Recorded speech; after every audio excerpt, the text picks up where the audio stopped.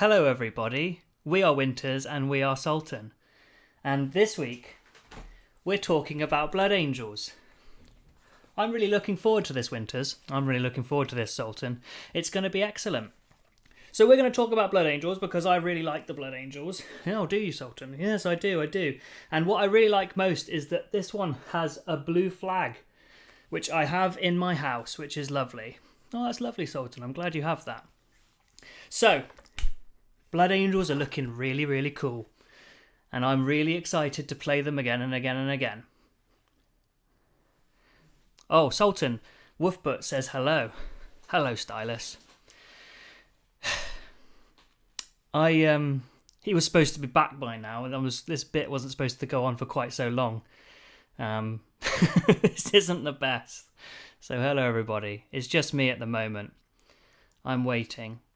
How are you? How is everybody? Woodsy TM trademarked. Hello, Winters from the past. Winters never had anything like this. Never.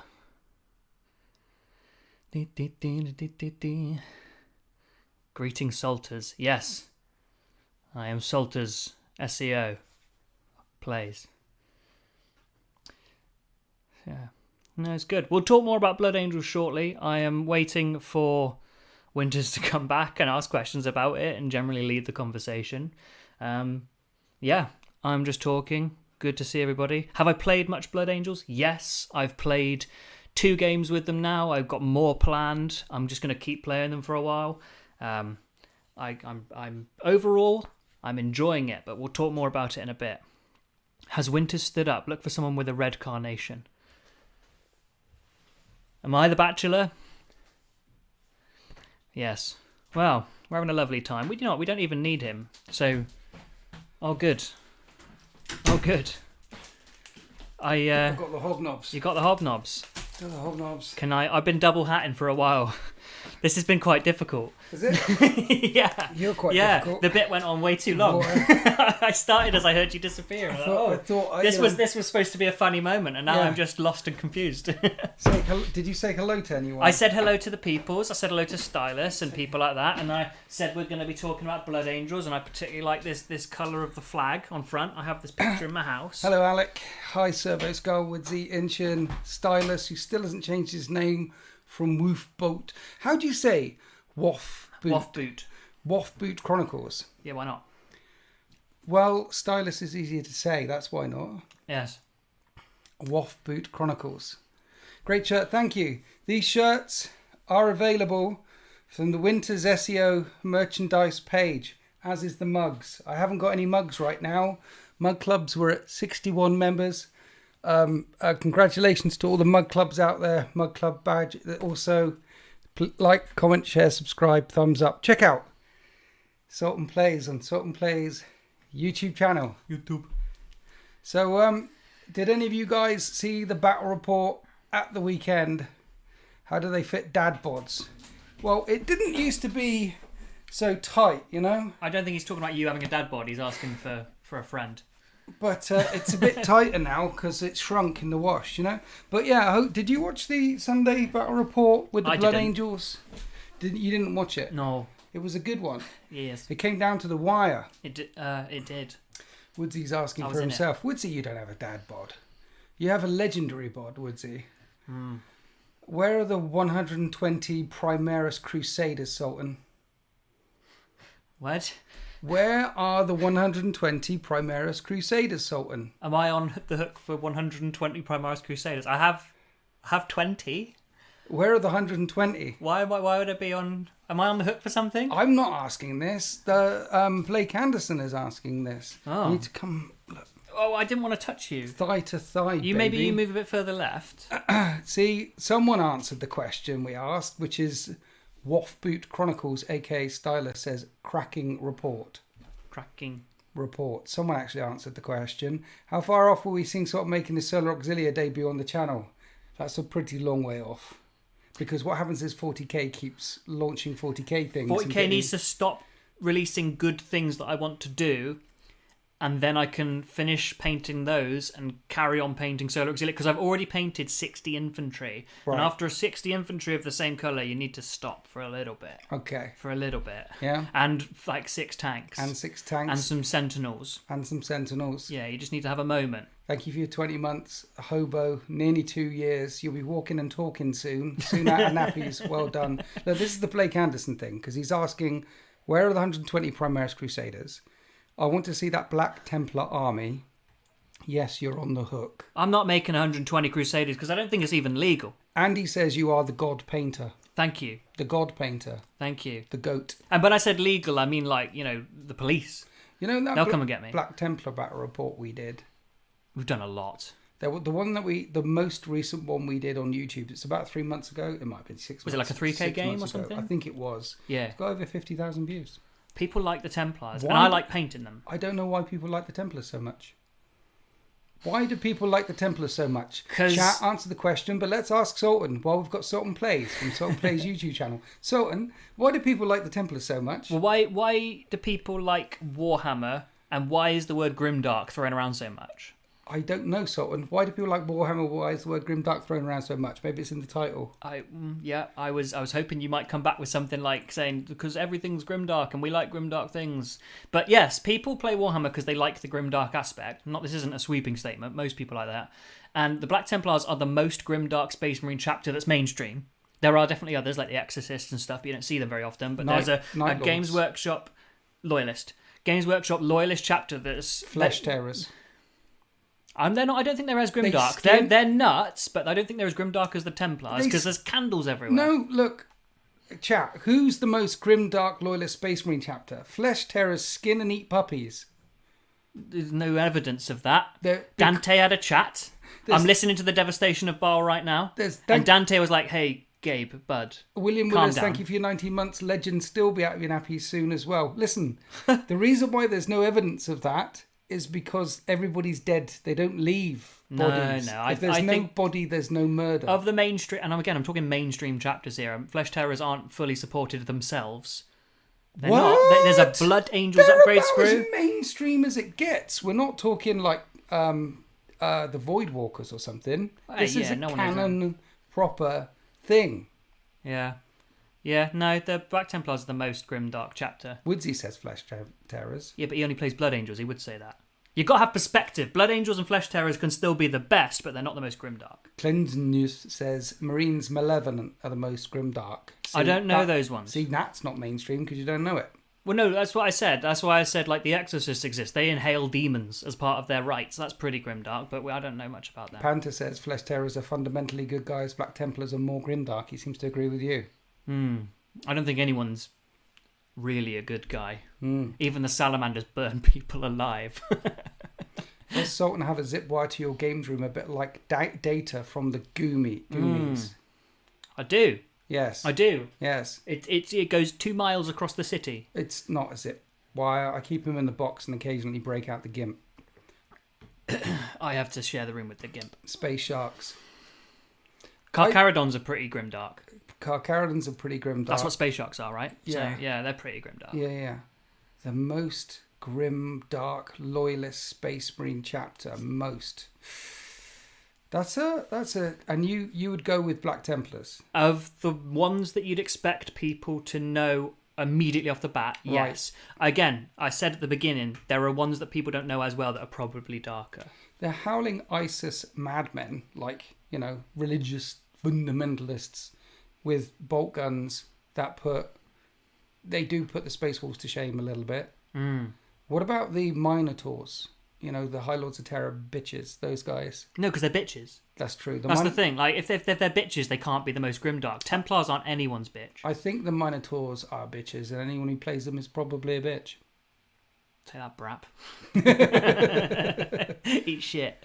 Anyway. Speaking of Flesh Terrors, where's Seth? He's in the Legends rules. He'll come back soon. Yeah. And then no doubt there'll be a new mini for him in the future. That seems to be the pattern at the moment. Do you think that they will release in Codex 11th edition for the Blood Angels, when it comes back out, that you're going to get your Sanguinary Guard with a jump pack, that you're going to get Tycho back, that you're going to get Seth back? What's it's this? not in that book. there's Seth isn't in it, Tycho isn't Well, in let's it. talk about what's Librarian, not in it. Dreadnought. So, yeah, Do you those are think 3 of the there'll big be- ones. Sanguinary Priest with Jump Pack isn't in it. Hi, Monkey. There's a few other bits and pieces that Tycho aren't lost. in it, but they'll be in Legends rules. And frankly, as long as you're not doing tournaments, you can use those Legends rules, so they're not lost. Talking about tournaments, Sultan, Hi. did you go to your first tournament recently? Yes. How was your first tournament? Your very first tournament after starting in 8th edition, you finally put on the big boy pants. I did. You went to a doubles tournament. In a local game store near where Chris lives. There were 7 teams. Which Chris? There's many Chris's. Warsmith Chris. Warsmith Chris. You and Warsmith Chris. You went. He broke his tournament cherry. Yes. When's your next tournament? There isn't going to be one because it was the single worst Warhammer hobby experience I've ever had in my life. I don't know why people do it. I think they need to have a word with themselves. And if I ever play like that again, I'm going to shoot myself. It was awful. Absolutely awful. Ishan just goes, oh. Yeah, they were playing a different game to me. Korak says, explain. Yeah, well, it was just terrible. Explain. Someone brought a bloody chess clock. They were sitting there. This is 14 people in a room. Right. So 7 teams. Yes. And I went to the second game. The first game was all right. It was like, I equate it to like, if I was at an event that you'd run, it would be the worst game I had at that event, but it was fine. Right. I've probably had worse games elsewhere, but I sat down at this, or stood at the next game, and then the guy then proceeded to tell me what my army did, and then started clicking and said, oh, have you ever used a timer? I was like, why the fuck would I ever use a timer to play Warhammer? But because you don't, because it's, yeah. Yeah, so Yeah. I was just like, right, I checked out instantly. Right. And it was a 2-day event, and at the end of the first day, I went to the organiser and said, sorry, I won't be coming back. Because that's not I mean, look, if people like that, sure, but I am never going to do it. I'm never going to do that again. I like playing the games where the characters get to do cool stuff, and you tell a story, and you have a laugh, and you have a cup of tea. That wasn't what I'd expected. See, you've been to tournament like our events, King in the North, the Wild West, March of Winters, but they're not really tournaments. They're more like events. They're almost all got the tagline of the tournament that isn't. Yeah, it's not something a like that. tournament. Like the March of... like we sold out, King in the North tickets are sold out for January. March of Winters sold out. And I think the reason why we send out 100-player rooms quite quickly is because it's not a tournament. It's because we do very silly things and play fun games. And I think there is a space, there's definitely a space in the whole of 40k for competitive 40k and narrative 40k and kill team 40k and apocalypse 40k and necromunda 40k. There's room for everyone. It's a large boat. We can have everyone on the boat except for the unicorns. They died in the flood. They can't come on the boat. You know her. Yes. Yes. Apart from them, everyone it's a broad space, and there's a broad space on YouTube for competitive 40k.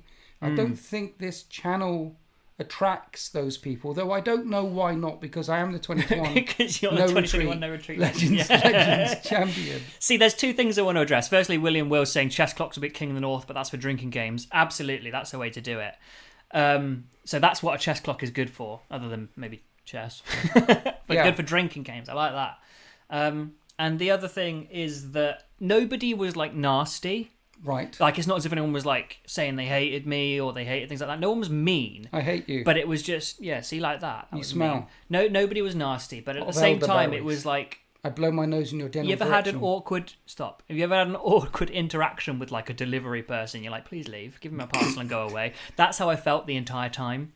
Other instances may apply. That's the one that came off the top of my head. I don't know, where they're just a bit strange. You're like, get off my property. That kind of thing. You said you put out your army, and they immediately started telling you what your army does. They didn't ask what detachment it was. They were like, so you got sisters, you got a Battle Sisters squad, you've got whatever it was, like you got an exorcist and stuff, and you got this and this and this, and I was like, I could have told you. And then halfway through the game, when I advanced and started shooting, he was like, oh, how did you do that? And I was like, well, if you'd let me explain my army at the start of the game, maybe you'd know. Yeah. Stuff like that. And then it was, and this is just the way the game works. He had 3 Dread Knights. It was Grey Knights. He had 3 Dread Knights and a Grand Master and Dread Knight and 5 guys, like a strike squad. That was his entire list. It was 1,000 point double, so 2,000 point game between 2 people.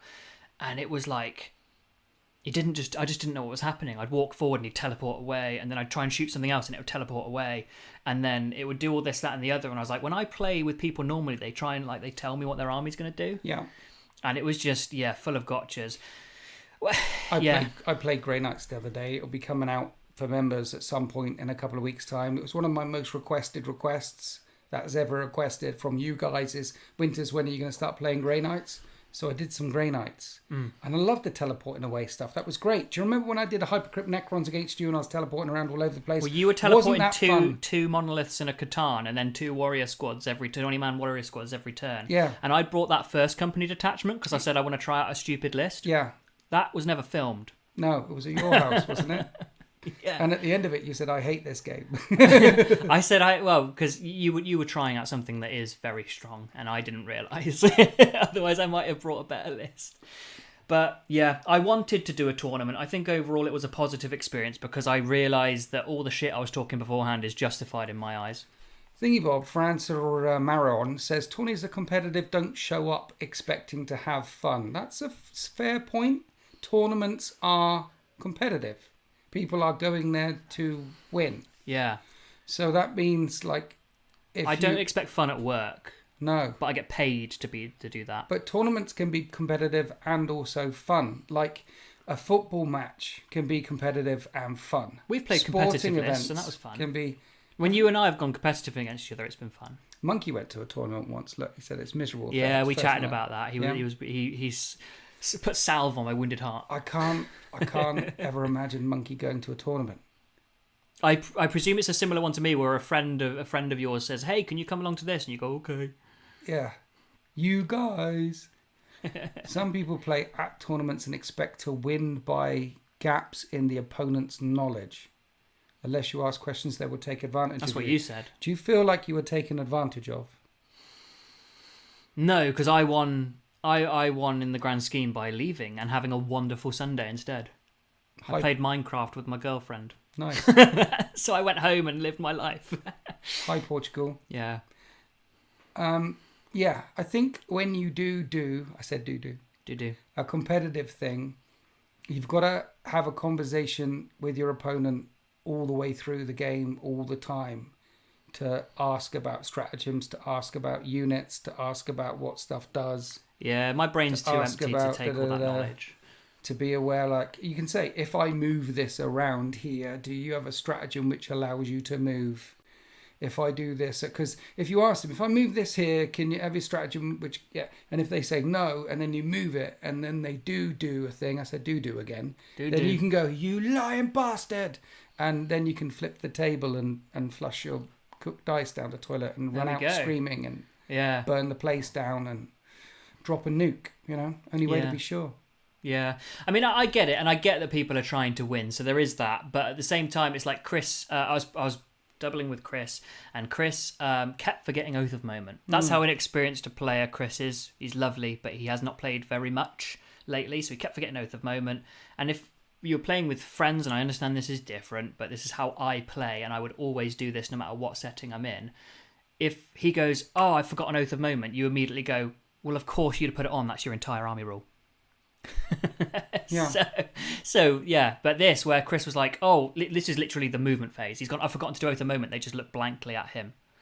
And it's like, okay, I guess we're not going to do that. It's the movement phase. Of course you can put Oath of Moment on. Well, yeah, he's not started shooting or doing anything yet. So yeah, it was a weird one. And I get people are out to win. I get it's a slightly different mindset. But at the same time, on the opposite side of that, when someone goes, I've forgotten to bring reserves in, I go ahead.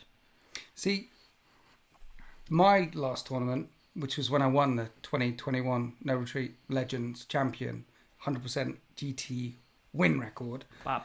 I didn't have any of that. What I did have, because it was a bunch of content creators in a room together, we played 40k the right way all the way through. We were talking to each other all the time, helping each other all the time. It was a tournament, but it was a lovely experience. There were no gotcha moments, because they would say, well, if you did that, are you aware I could do this? Yeah. If you did that, are you aware I did this?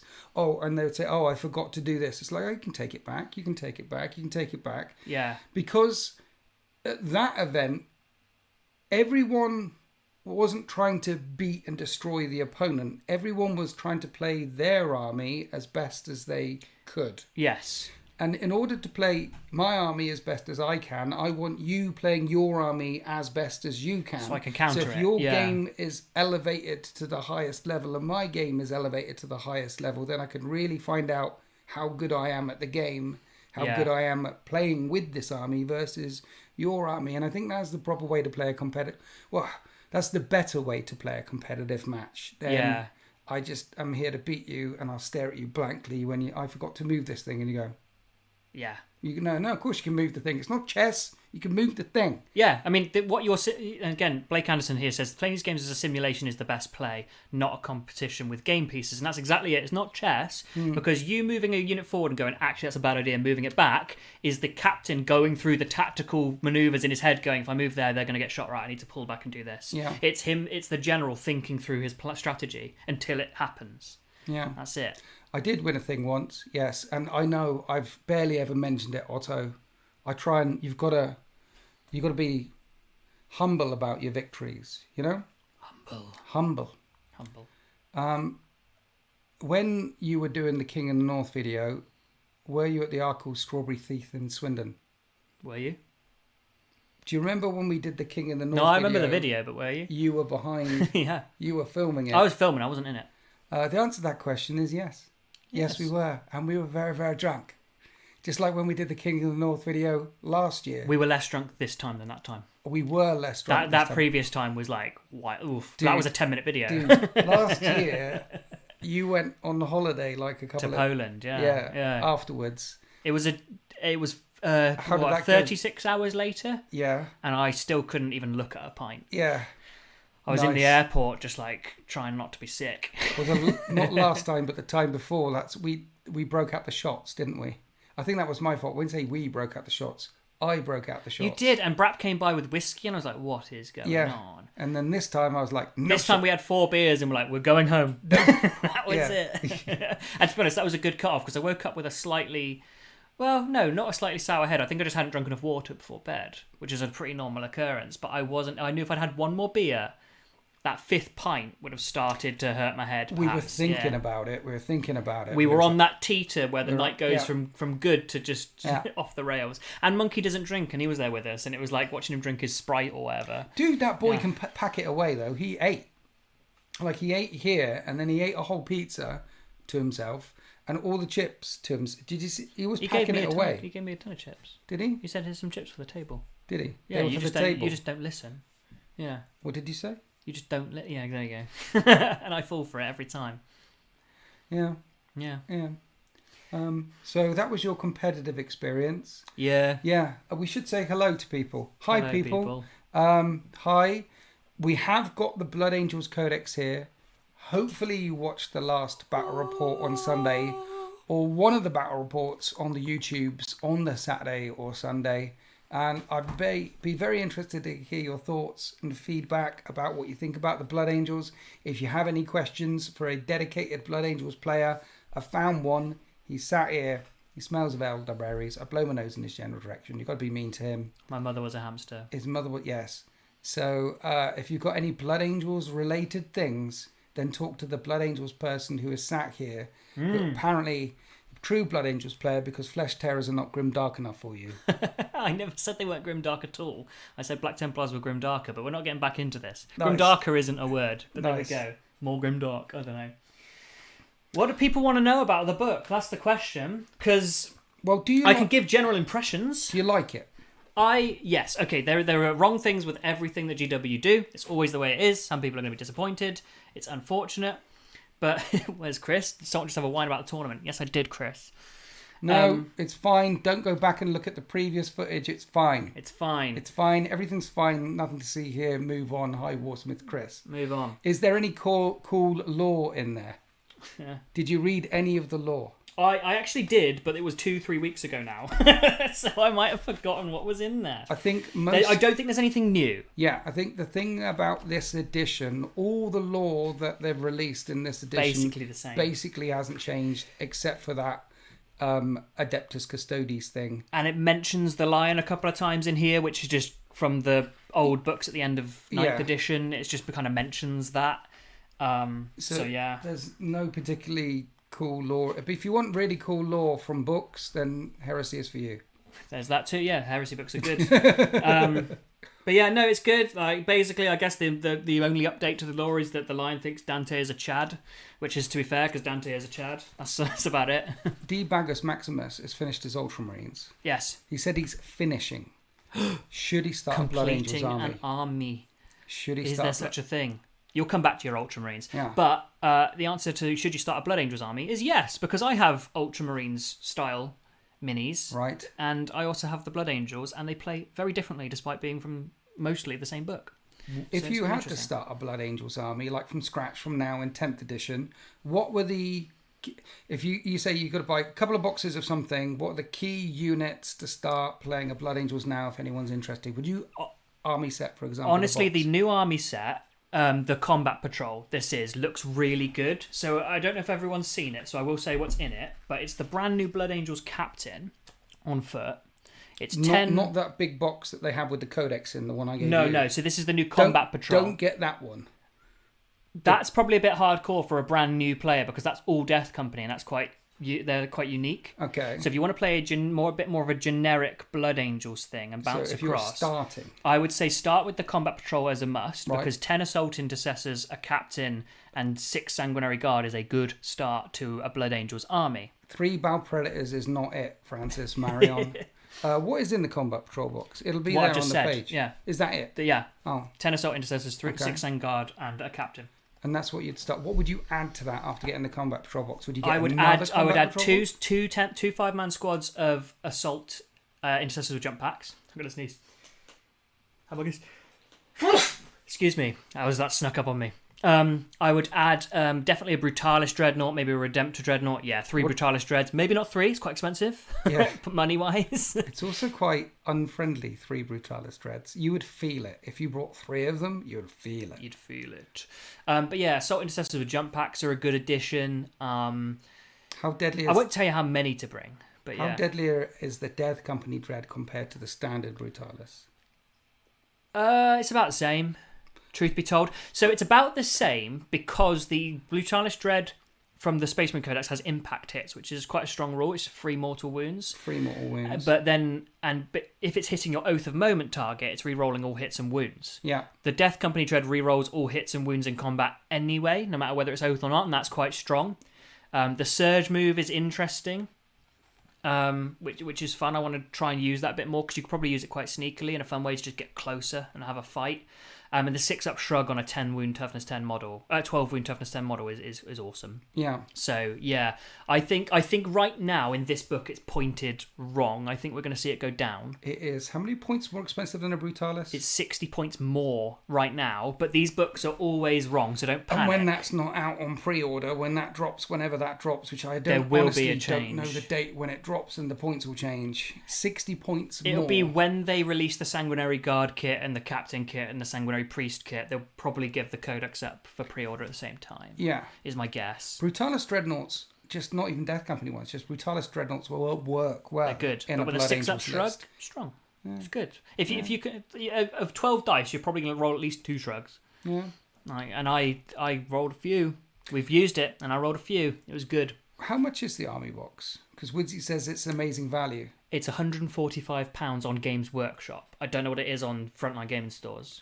And it's in that box is 10 Assault Intercessors, which are £30 for 5. If you do want to start collecting Blood Angels, go to Element Games. Yes. And click on the Element Games link below all of my videos. Click on there, go through there, get your purchase. It'll be like 20% off and use code WIN13 for 5% extra crystals, which is 5% extra off. And then it gives Perfecto. me extra And you get more crystals as well.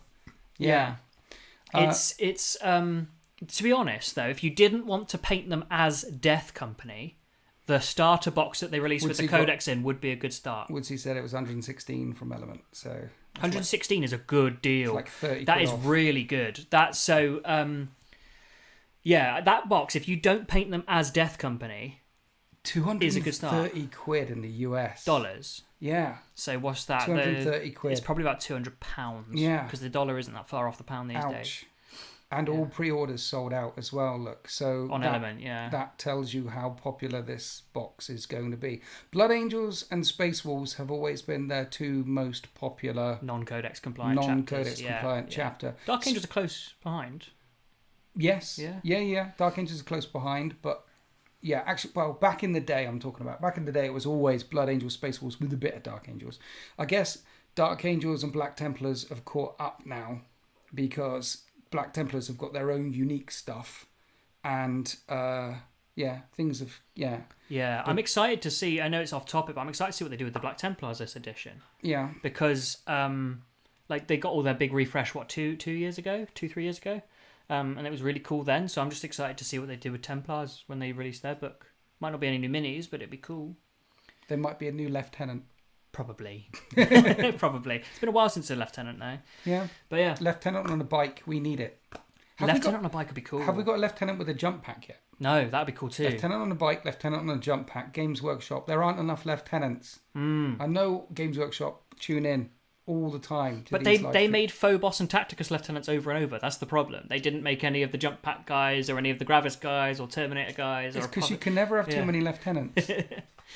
Yeah.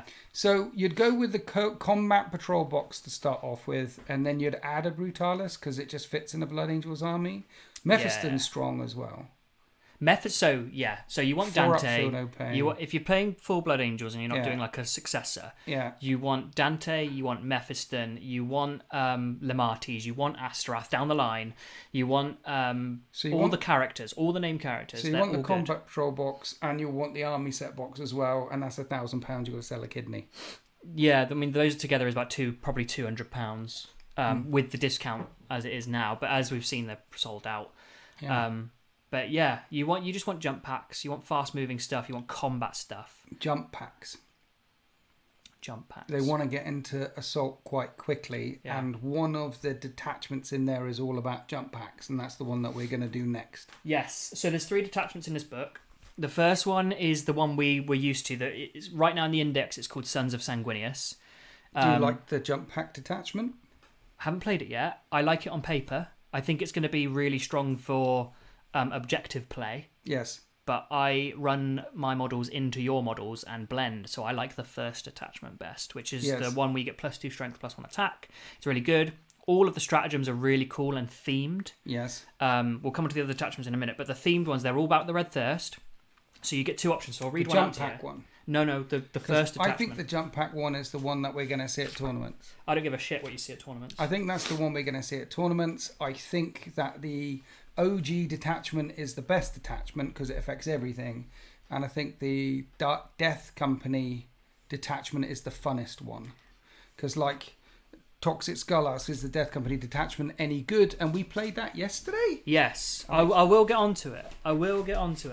So the first detachment, this is the kind of theme they've gone for stratagems. So here's one, Red Rampage. You can choose either lance or lethal hits. Open the window. Nice. It's hot. You can choose either lance or lethal hits. If you want both, you can fall to the Red Thirst. You become battle shocked and all that good stuff. But you get both. So you get lethal and lance if you fall to the Red Thirst. And narratively, there's 4 stratagems like that. Narratively, I love that. So you can choose, like, for example, there's one here. You can +1 to strength or attacks if you're charged, because you're defending. So when say Winters has a Death Guard Marine that's charging one of my Blood Angels, I can choose either +1 to strength or attacks. Yes. Or I can fall to the Red Thirst, become battle shocked, so I'm not securing any objectives or doing anything like that, but I get both. Right. So like that kind of narrative flavour is really cool whilst being really strong for a combat army. Yeah. And other armies don't get this. The enhancements are all good. There's one that once per game lets you fight first. Fights first is strong. It's once per game, but you could use that at a key moment. You've run up against a couple of fights first units recently. Yeah. And once per game with a Blood Angels unit is strong. The next one, the Death Company one, I think was really fun. We played a 2,500 point game that's going to come out soon. I think it'll come out at some point on this channel. And yesterday we did the Death Company one yesterday. Yeah, and I brought 2,500 points of pure black and red. Yeah. And what it does is you reroll if you're injured below starting strength, you reroll wound rolls of 1, bearing in mind that Death Company already that was so cool because he deep struck a unit next to my Plague Burst thingy fetid bloat drone. 9 times out of 10, I am overwatching that. Yeah. And I deliberately didn't overwatch you because then I would have killed a dude. And then when you made the charge, you'd have been re-rolling wound rolls of 1. Yeah. So I didn't want to overwatch you. He's like, you drop them in again. Do you want to overwatch? Do you want to overwatch? It's the first time you've been like, oh, I don't want to. Yeah. I'm not overwatching. Yeah. It just makes them madder. Yeah. So then you shot me with overcooked plasma pistols on purpose. And accidentally hoping killed to a get guy. a hazardous check to kill a guy, because then your thing kicked in and it worked, and you killed the thing. And it didn't means get you're on on, camera. and it's And you're perfect like, because you're using everything on full beans all the time. all the time. So I want to kill one of my own guys. And the so- best part is if you get bam. if you get below half strength, you're re-rolling the entire wound roll. This is all in combat, by the way, not And shooting. we found out that just a couple of these guys, because when you build a unit together, the couple of guys who are left at the end, who are doing all the re-rolls all the times, are the Power Fists and the Eviscerators. So Yeah. you are re-rolling all hits and re-rolling all wounds. Yeah, Do you remember when Oath of Moment was Oath of Broken? it's that. When you could point at a Yeah, unit and re-roll yeah. all hits and re-roll all wounds. You were doing it across multiple units. You were going in there with like 3 guys and killing 10. And going in with 3 guys over there and killing 6. And it's like, what? It's Yeah. Oath of Broken across the... But you've got to hurt. You've got to So bleed to get we down had to one that. moment, and I'll say this about this battle report. It doesn't tell you how it goes or anything like that. We had Asterath, who gives devastating wounds to his squad when he charges. Yes. And we Oh, had yeah, we yeah. had 2 Eviscerators Yeah. of what was a 10-man squad previously. Yeah, that was all They that was left. killed an entire 10-man squad of Plague Marines and a character that was attached, leaving 1 character left with a couple of wounds. Yeah. 2 guys and Asterath. Yeah. It was outrageous. Reroll And that's all hits, Death reroll Company. all The more wounds. you kill, the stronger they get. And you It's didn't, so fun. You didn't spend any strats on it because you think, oh, they're dead anyway. I didn't have... Yeah. Yeah. I didn't spend a single stratagem. Yeah. But it's so strong. Because the Eviscerators had sustained hits, so on 6s they explode, and Yes. you rolled a couple of 6s. Yeah. And so they exploded, and then you had more attacks than you had, more wounds than you had attacks at -2 damage. And just, Yeah. No, it was good. It was good. Yeah. So what... Hi, friendly neighbour Inquisitor. Thank you for being a member for 21 months. Well done. Love you. Howdy there, Winters and Saltwater. How goes the... I don't know what he said. Sorry, there's a message popping up.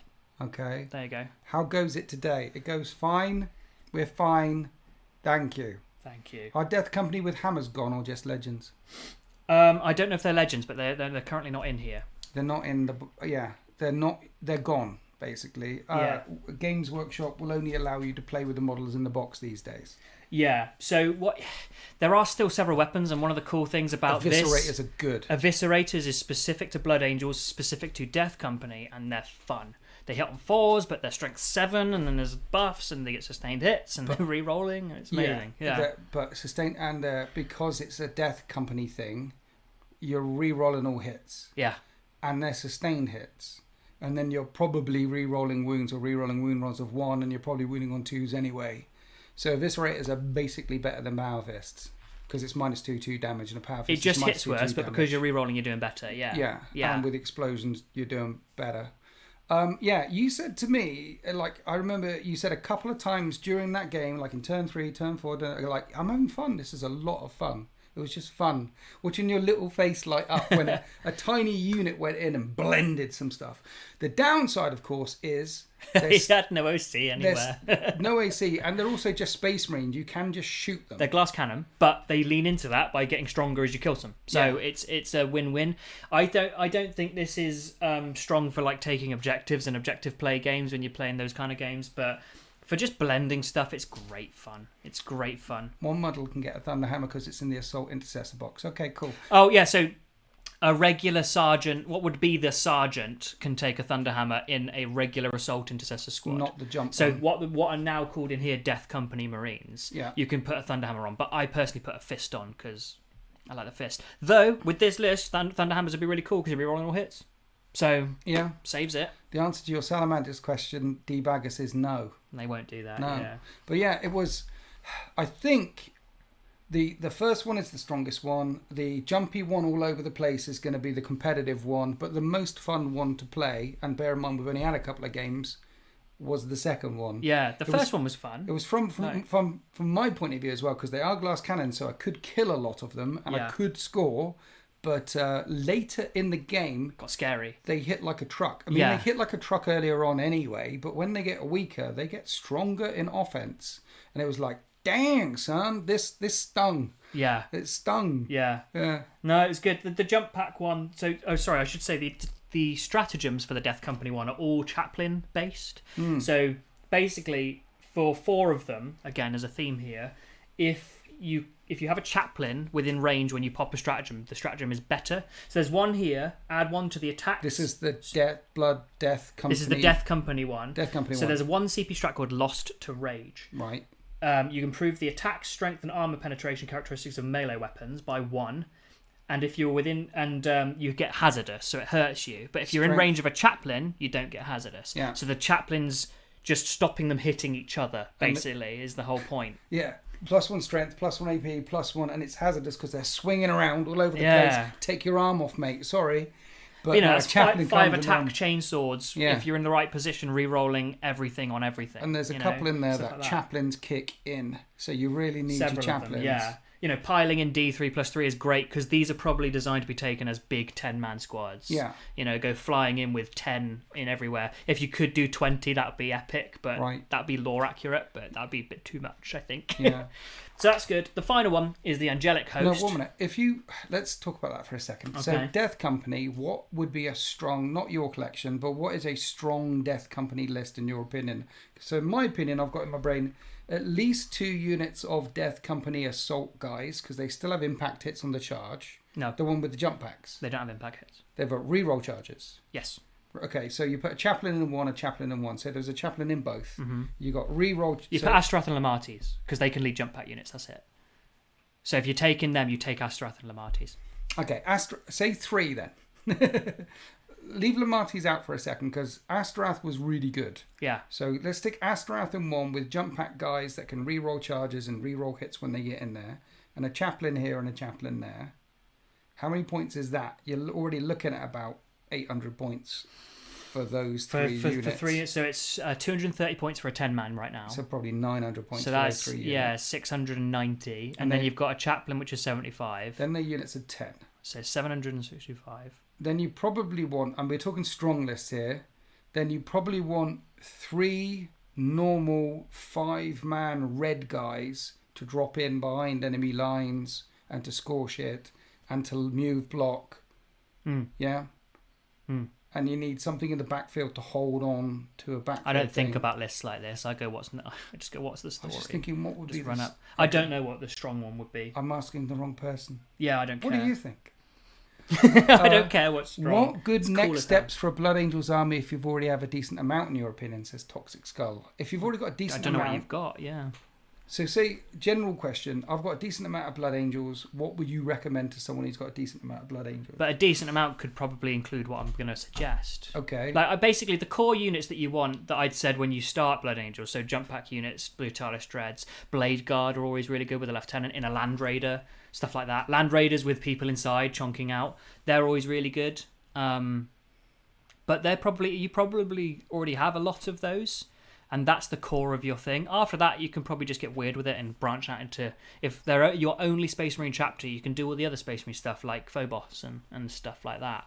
I'm sure Phobos stuff will pair quite well with the extra strength and stuff because you've got regular dudes with sustained hits doing things. It's worth remembering that this is a codex supplement. Now, if you're running Blood Angels of any colour, you can run a Gladius, you can run an Iron Storm, Hail, Stubber detachment, you can run the Storm Lance detachment.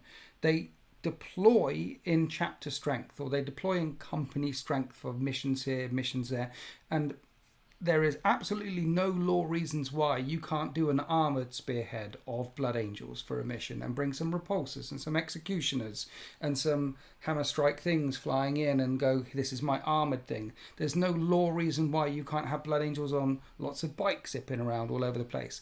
They're a fully supported first founding chapter. They'll have a full armoury of all the toys that all the other chapters have as well.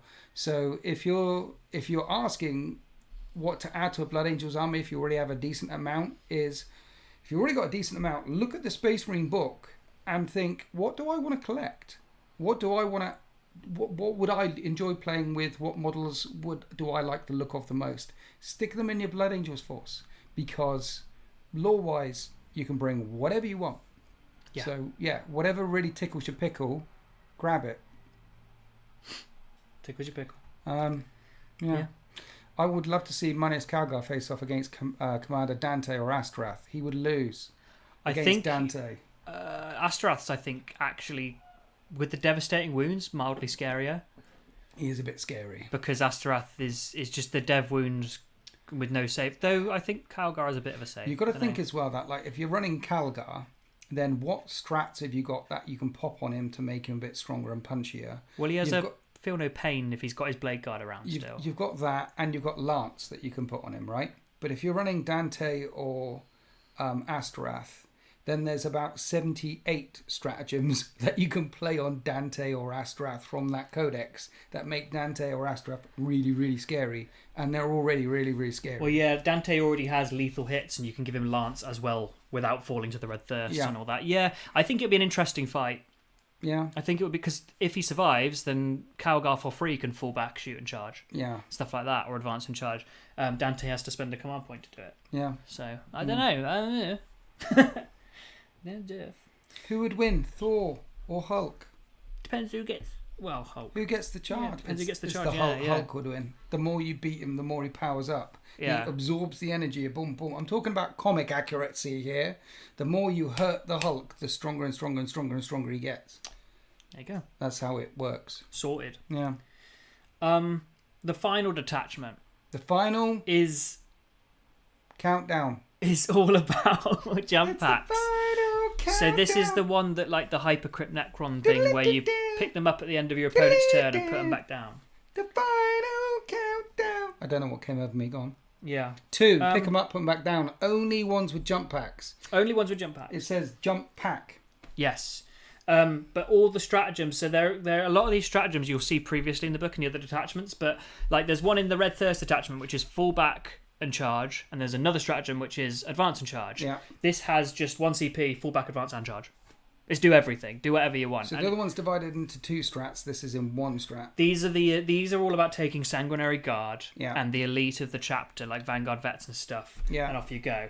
It's important to note that these stratagems are all just for jump packs. Yeah. The only ones that aren't for jump packs is there's one for a Sanguinary Guard, which is a jump pack unit, but it specifically says Sanguinary Guard. Only for that unit. Yeah, and then there's one for all Astartes because it's Armour of Contempt. So, yeah, this one is entirely jump packs, but there are advance and charge stratagems in both the other 2 detachments for everybody, which is cool. Yeah. It's cool. He did enjoy the recent bat rep. He very much enjoyed it. He thought it was fun. He loves the new Blood Angels book. Quite engaged with 40k right now. Yeah.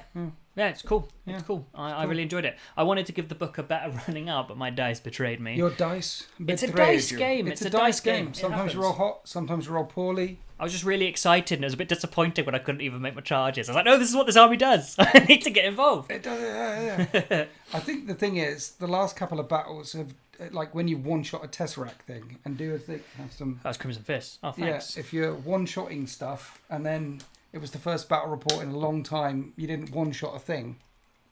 Like, yeah, throw everything in, and it still stumbled away with 3 wounds remaining. I was expecting it to die. Yeah, like in the last battle that we filmed, the one with the Death Company, which will come up in a couple of weeks' time, which we filmed yesterday, I brought Mortarion. And sometimes Mortarion dies in a turn. Sometimes. But yesterday he hung in there and did Mortarion things. It was cool. It felt. It was the linchpin of the battle. It I felt. think it was cool AF. If he had fallen in turn 1, it would have been a very different game. You'd have been right through me. But he was like a black hole sucking you off the battlefield. Yeah. Did you feel sucked off? No. No. Just felt rage. Yeah. And I thought he was Horus. Yeah, man. I do like that the drivers of the tanks are sane. So, like, you've got this one guy just screaming, there's Horus, stab him. And the driver's like, no, that's not Horus, but it's pretty bad. They're the tech They're backing up. The drivers of the tanks are all tech marines. Yeah. Everyone who who drives a tank, who flies a plane, who da-da-da, all of them, the armory, they're all tech marines in those things. And as soon as one of them starts to fall, they rip him out the armor, stick him in black armor, and he's in the front line because he's still a space marine. They do like a little holy thing, so Emperor bless you. But your dice rolling was shocking. I appreciate it when you roll really badly because you've in had the game that's currently on YouTube. You've had a run where you'd rolled hot. You did go for a hot run. I'm up and down at the moment. I think so. I had a couple of games where I rolled really badly and people have mentioned it, and then a couple of games where the dice were pretty hot and they mentioned it. Yeah. It happens. It's called being random. A lot of comments in the last video saying you should burn your dice. I will not. Because they're rolling randomly. That's what I want. If they rolled well all the time, I'd be a bit worried they were baked. I think that's what dice are supposed to do, roll randomly. It's just sometimes they all roll randomly repeatedly. Yeah. And they happen to land poorly. Yeah. You know what I don't like? You know when you've got like devastating wounds and you roll like a chunk of dice and you get 10 sixes to hit. You know, they do nothing. So I needed them in a minute. And then you roll a wound and you don't get any sixes to wound. Yeah. Or you've got like, and say you've got lethal hits instead. And you roll your dice and you don't get any sixes for your lethal hits. And you get tons of sixes. And then you pick them up and you get tons of sixes to wound. Yeah, they're still wounded though in that instance, I suppose. You bastard! Yeah. Where were you the last dice roll ago? That happens all the time. Yeah. You get like 10 sixes and they mean nothing. My brain is so tuned for 10th edition now. Okay, 6 is good. Check my book. Check the card. I've got 6. The sixes aren't doing anything. No. 6 do nothing. Sixes do nothing. But yeah, Blood Angels look cool. I think we'll see some Legends rules. We'll see the Libby Dread in there. We'll see a Sanguinary Priest with Jump Pack. We'll see all that stuff. So if you're playing with your mates, you can use those in there. Yeah. Also, the Legends rules for the Imperial Agents dropped last week. Did it? Yeah, and it's got all the Primaris kill teams in there as retinue units. Primaris kill teams for Death Watch. Yes, sorry, yeah, I should be clear. So the Imperial Agents, Death Watch are a sub-faction in Imperial Agents now. Right. And all the Primaris kill teams, so the ones that let you bring Vobos, or let you bring Intercessors, or let you bring Heavy Intercessors and Gravis guys, are in the Legends rules. So again, if you're playing with your buddies, you can bring those. And they're retinue units, so if you attach them to another army, you can bring a bunch of Gravis guys. So what you're saying is if you don't go to tournaments, and 99.99% of people don't go to tournaments, Death Watch isn't dead? No. You can still do the thing. Yeah, it's just in Legends rules. The PDF is on Warhammer Community. Also, some cool things I found in there. Eyes and Horns in there. Demon Hosts are in there. Nice. You've got the Legion of the Damned. Their squad is in there. Is it? Yeah, which I thought was cool. The GW don't even sell them anymore, but they still made rules, which is kind of sweet. They should release the Legions. I'd like to see Legions. I went to go buy, because I saw that. I was like, oh, it'd be cool to see if they're still about. They don't exist. See, imagine if the Imperial Agents book was called Imperial Allies. And in it had rules for Allies detachments. In it had rules for, like it does now, Allies detachments and Inquisitorial warbands and all that sort of stuff. So you can run it as an individual detachment. And you can run it as an allied detachment. But if they called it Imperial Allies instead of Imperial Agents, they could put other things in there that were allies, like Legions of the Damned could be in there. Imagine if they released 2 Legions of the Damned sprues right now, and some of them were chunky, and some of them are jumpy. They'd sell out. They'd sell out. I'm sure we'll see them again one day, as a kill team, probably. Imperial Allies, not Imperial Agents. We'll see them as a kill team. That's the way. I think that's the way they do it. A lot of the squads like that will go there. Do you think the average person uses Legends rules? Yes. Or do you think people stick to what's available and matched? I don't know, but I don't know. It depends, because normally the people who really care about finding those rules will find them. Yeah. So it's normally I'd find, and this is based on my own personal experience. I wouldn't care about Legends rules if I was new to the hobby, because I wouldn't have known that they were ever there. Yeah. But as someone who's played for several years and see units disappear, knowing they're in Legends rules means I'm going to go and use them. Yeah. So yeah, I think it depends on how long you've been in the hobby, and of course, if you're a tournament player, then probably you're not. And it depends on your gaming group. Yeah. So I mean, obviously, I meet quite a few people and invite strangers round to my house and play with them. Well, and also invite friends round to my house and play with them appropriately. I talk to a lot of people, and also online. There are groups that don't touch the Legends because they just play what's in front of them. And they tend to be newer players or people who go to tournaments from time to time with their group. And then older players are more long-term players and more casual players who are still playing it, because most people don't stay in the hobby for year after year after year after year. Most people can't drop out and come back in again, and drop out and come back in again, and drop out and move to another system and never come back in again. But those that just stay in it, they're all over the Legends rules. I love them. So it depends on your... So I think Legends rules are definitely a thing depending on where you live in the world and depending on who your local gaming group is. And if you are in a local gaming group and you are aware of Legends and you want to bring some Legends along, then talk to the other people in your group or at your club or at the shop or at the store and say, hey, do you want to do some Legends stuff? Talk to them. The answer will probably be yeah. Yeah. Thank you for your 31 months. Woodsy. He's excited AF for the codex. He's really, really excited. I think it's for cool. the Imperial Guard codex. Yeah, that too. Honestly, I think I saw what they did to the Dark Angels one, and I understand why people weren't happy with it. I think the flavour of the Blood Angels is here in the rules. Mm-hmm. It's also just important to remember rules are temporary. Even if you didn't like them, they'll change at some point. But I do like them at the moment. And all the flavour units are still in Legends. I don't think we'll see Death Company Marines as the old ones in there. Right. If we do, I'd be surprised, and I have been surprised a few times. So it might be in there, but I think this is what we'll get for Death Company these days. So if anyone was looking at running 5 Inferno pistols and all the hammers, I don't think you'll be able to anymore. How many points do you think you have in all your armies, Winters? Heresy around 300,000. 40k. Well, I've got about 50,000 a legion. And I have 6 legions. And some of the legion, not 300,000, sorry, about 30,000. 30,000. I was like, no, maybe. I don't know what the points are. Sorry, I have about 5,000 a legion. Everyone's got artificer armor. And some is 1,000, 6,000, some is 4,000. So that would be about 30,000. 40k number of points, I don't know. I would dread to think.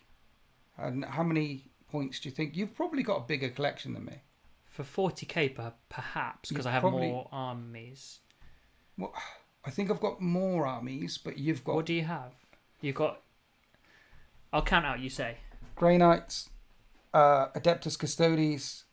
I have Astra Militarum, though I've never played them. Admech. The 13th.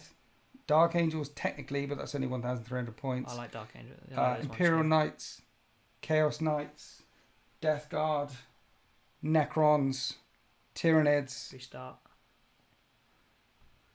I think that's it. There's another one I'm forgetting. 11 so far. So I've got 11, but you've got like 7 Space Marine chapters, 8 they are Space Marine armies, chapters. Yeah. So I've got Custodian. I'm going my cabinet memory. So I've got Custodes. Yeah. I've got Votan. Orcs. There you go. It's 12. There you go. So many you can't remember them. I've got Custodes. I've got Votan. I've got these are all at least 2,000 points. I've got Tau. I've got Templars. I've got my Void Walkers, which are like Ultramarines. I've got Blood Angels, White Scars, Salamanders. Sisters, Salamanders, Black Drukhari. Templars. I already said the Templars. Drukhari, Death Watch. That's 11. Imperial Agents is 12. Well, Death Watch are a weird one because they are a Space Marine chapter because they're all the other units I've got. Yeah. But they're kind of 2, so I'll count them as 1. Okay. But the Imperial Agents army I can run without the Death Watch. Yeah. So yeah. Crimson Fists. Crimson Fist is 13. People know our armies better than we know Astra our Militarum, armies. Ops. Yeah. Okay, you've got more armies. Yeah. You only started in 8th. I like painting. You have a problem. I like painting. You have a good problem. So I think there's 13. Yeah. There you go, I think. Yeah. There might be another one I'm forgetting. Raven Guard, 14. Do you count Sultan's Flavours of Marines? Winters have more armies. Depends on if you count Sultan's Flavours of Marines as 1 or not. I definitely count them as more than 1 because of the way he collects and paints them.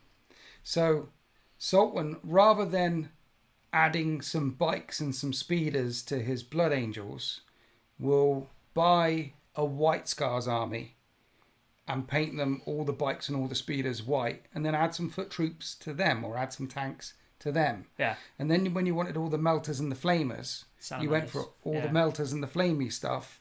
And then there's still some more tactical marines, or still some more intercessors in there, or so there's some themes across all of them, but you collect collections. Yes. I love that about you. That's awesome. Thank you. It's like, this is a theme. I've got a theme in my head. I'm going for it. Plus, I find it interesting because it means you're painting different colours. You're not just painting... Like, you can get the cool new model, but you might be like, I'm bored of painting green. How could I forget Mad Murphy? I can forget He's never there. Murphy isn't with us today. He's not with us today. He needs to show up. I forgot what I had for breakfast. What did you have for breakfast? I didn't have breakfast. It's the most important meal of the day, bro. Says who? Says the internet, and the internet never lies. Never lies. Yeah. Next, you'll be telling me you're a round earther or something. Red Ultramarines for the win. Yeah, that's very Hellstorm Wargaming. Who's what? His what? Who's what? He had Blood Ravens, which are Blood Angels, and he played them Blood Ravens aren't Blood Angels. He played them as Blood Angels for a long time for a thingy bob, and he played them as Blood Angels. And then when he turned up at the No Retreat Legends tournament, he brought along his Blood Ravens, and he was using the Ultramarines Codex for him. It was hilarious, and we poked him all the way through it. It was lovely. Well, Blood Ravens nick stuff off people, so they nicked a Codex. Look, it doesn't matter what colour you paint your Marines. Play your 40k. Play whatever you want. Exactly. And if you're going to steal any rules, you might as well play Blood Ravens. Gee, thank you for being a member for 12 months. You'll be out the nappy soon. Well done. Thank you. How good are Terminators with Blood Angels? They're decent. Terminators are good in every army. Terminators are better with Blood Angels. They're better, but I prefer using other options. I have a lot of Terminators, but I prefer using other options. See, Blood Angels is all about assaulting and punching stuff. Terminators excel punching stuff. But there's loads of other stuff that punches. Yeah, but the strongest Terminators that you can get, are Blood Angels Terminators, right? Or Black Templar? Black Templar? Blood Angels, because you can put a Librarian with them, which is the sustained hits thing. So they're better. Yeah, but Black Templars with Terminators are really good, but they're better with the Blood Angels because they like Librarians. Yeah. So you get sustained Veil of Time, so sustained hits. Whereas the Black Templars, obviously for very good reasons, don't like witches. You bring a Librarian along with some Terminators and use the Space Marine Codex. I've got sustained hits. But if you're using the Blood Angels Codex, you're going to have strength 10 Power Fists with an extra attack. And sustained hits. So they're just better. Essentially, any assaulty unit, good punchy unit that you can get in the Space Marines Codex is better with Blood Angels. Yeah, or Black Templars. Any combat army. So Black Templars and Blood Angels, I think, are the two best combat Marine armies. Connor's new. Can you use a Contempt of Dread in the list? Yes. So if you go to... It's a little bit of a rigmarole to do it. It's not in the book. But if you go to warhammercommunity.com, there's a downloads section, and there's Warhammer 40k you select, and there you scroll right down, there's a Legends area, and there's Legends of the Horus Heresy, and then Legends in general. Right. And yes, where you get the rules for Relic Contemptor Dreadnoughts. I think it's in the Heresy...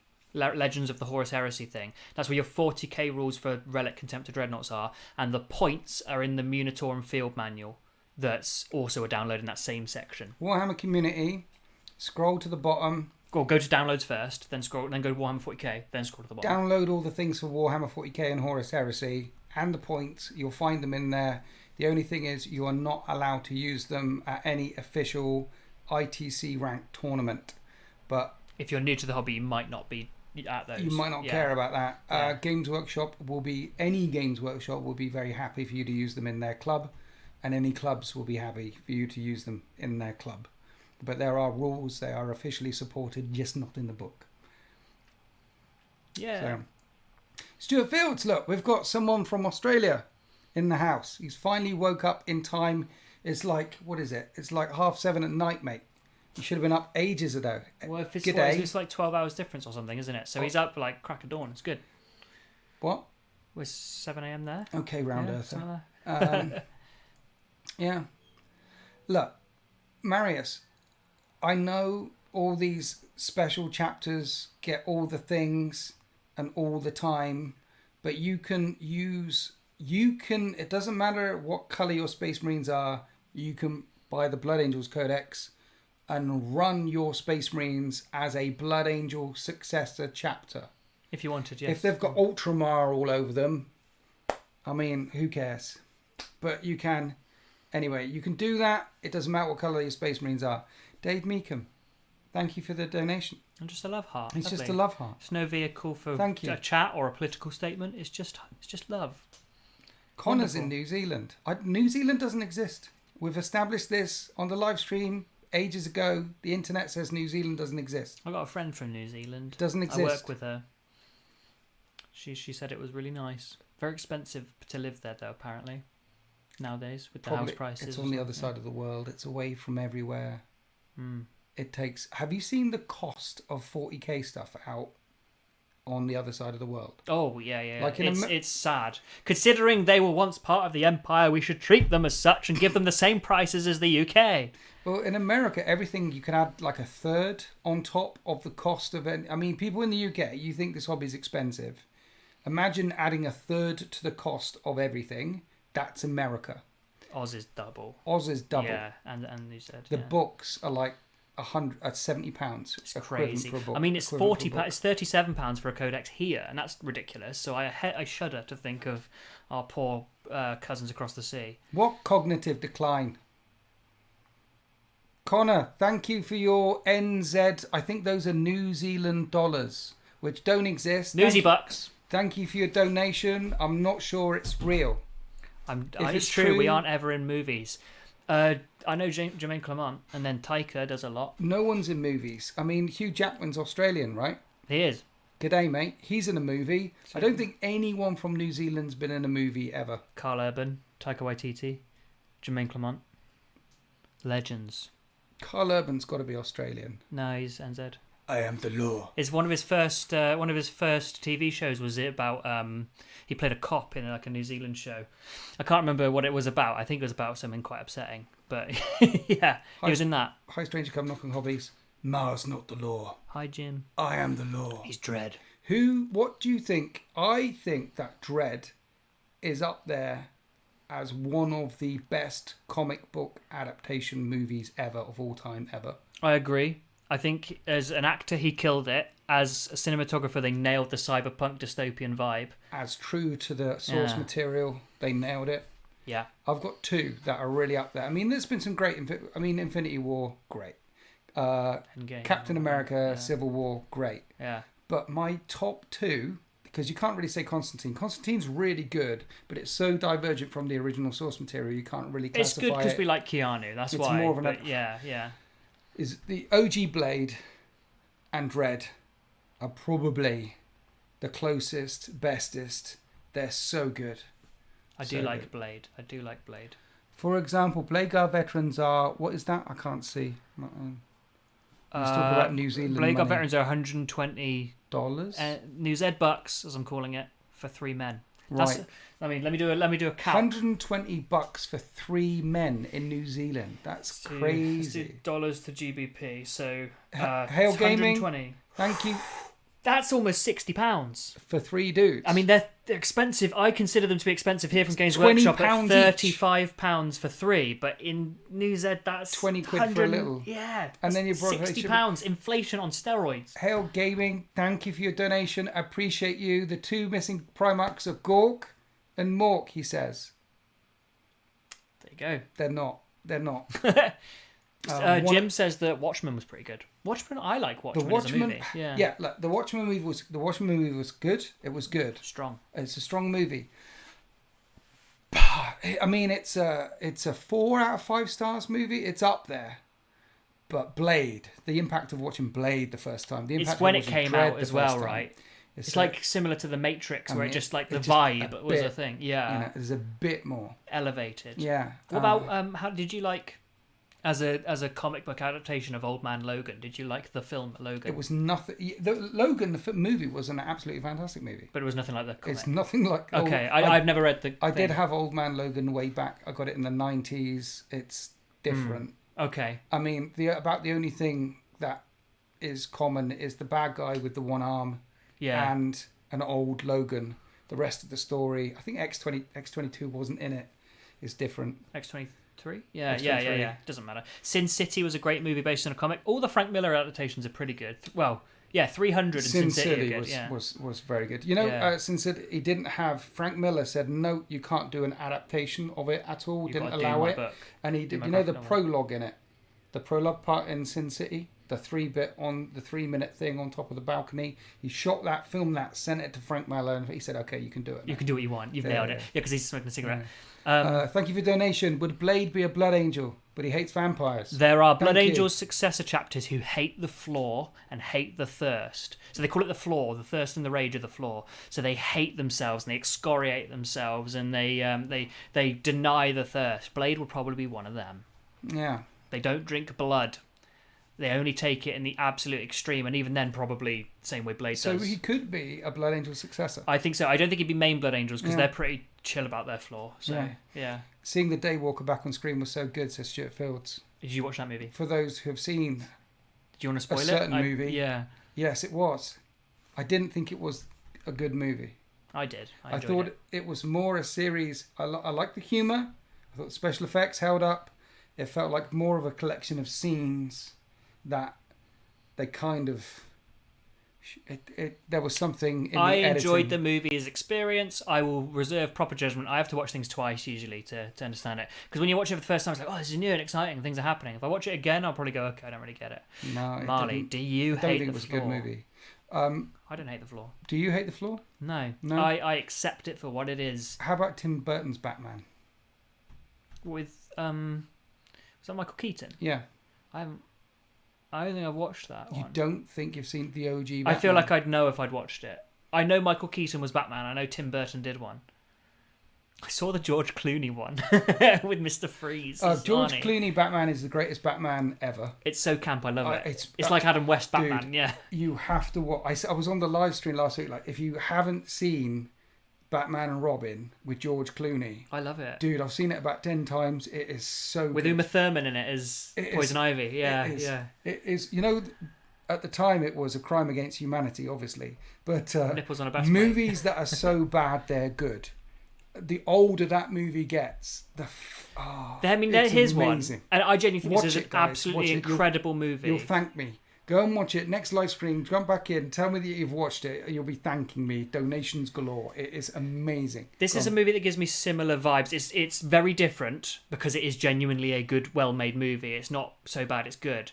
Is Big Trouble in Little China? Because there's certain moments of acting where you're just like, what the hell is going on? It's me, Gracie Law. Yeah. Like, I know it's hammed up on purpose. It's deliberate, and that's the best part. It's like so good. Escape from New York. These are some. It's John Carpenter. These are some of the greatest movies ever done. Like The Thing is one of the best movies ever done. Actually, one of the best horror movies that holds up. Yeah. That's an amazing movie. Big Trouble in Little China. I love it. I watched it on repeat like 4 times in the last month. I love it. It hits top 10 lists all the time. I mean, you got Lion King, Shawshank Redemption, Big Trouble in Little China. It's in that conversation. It's good. It's a good movie. Sultan is that young. Tim Burton's Batman's our best Batman movie. I was born in 1995. Sultan needs to watch Batman. See, I will. Batman was the first proper... What happened is superhero movies, you know, Batman and Robin. They never used to. Yeah, they were campy. Superhero TV shows went through that in the 60s and 70s, before my time. And then superhero movies, Condor Man and stuff like that came out, and the movies were still pretty campy and still terrible. Well, like that Hulk one with, what is he, the big lad, Louis the Ferraro or something like that. That was okay. Yeah. Was it? That TV show was okay. Was it a TV show? I've just seen the clips of him going... It was a good TV show. It was for its age, it was a good TV show. Okay. Batman with Tim Burton was the first time someone tried to put Batman on screen in a gothic setting. And Grimdark setting. Yeah. So it felt like the first proper Batman we'd ever seen on screen. So that's why... Well, Tim Burton's got a style, hasn't he? And then it was Jack Nicholson as well. So... Yeah, Joker. Yeah. That's why it was so good at the time. I forgot Jack Nicholson was in that movie. Yeah. I mean, so he that's some big names for a movie like that. Because he'd just done Beetlejuice, hadn't he? Yes. Yeah, so some big names. Like Michael Keaton was known.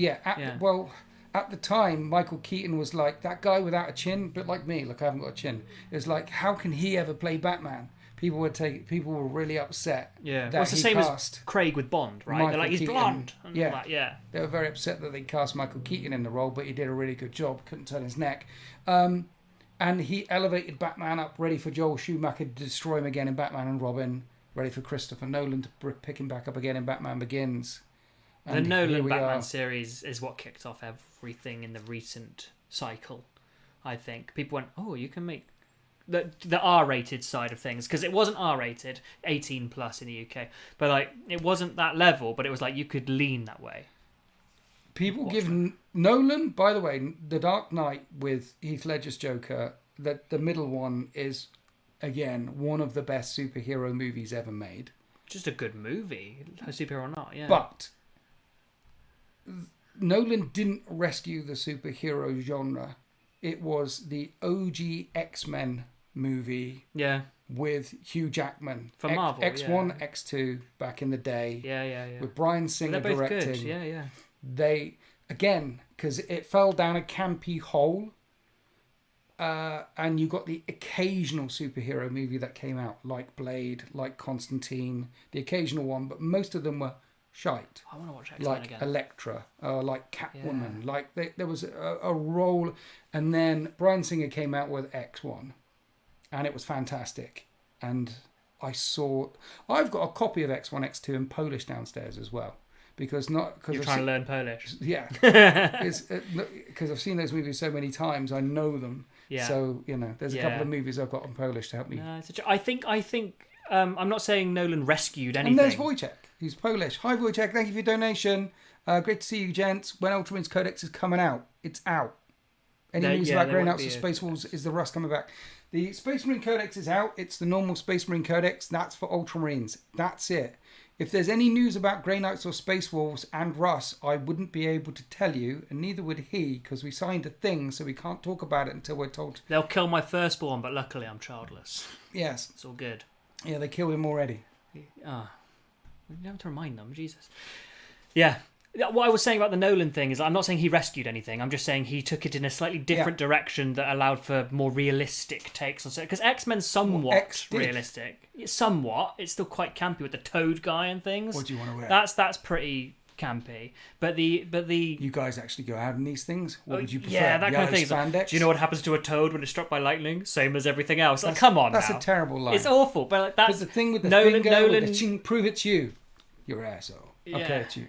I'm not saying it's a bad movie. I love the movie, but I think Nolan just made it more mainstream. X-Men was mainstream. X-Men was big. Dark Knight was bigger. And I think that's where it's 2008. That's when you started getting Marvel really kick off, because they're like, oh, DC's doing some stuff here, stuff like that. Sam Raimi, Spider-Man 2 with Doc Ock. Fantastic. It's a good movie. Both those first two movies, again, good. Ignore the third one. It's a bit like X1, X2. Don't watch X3. Spider-Man 1, Spider-Man 2. Don't watch Spider-Man 3.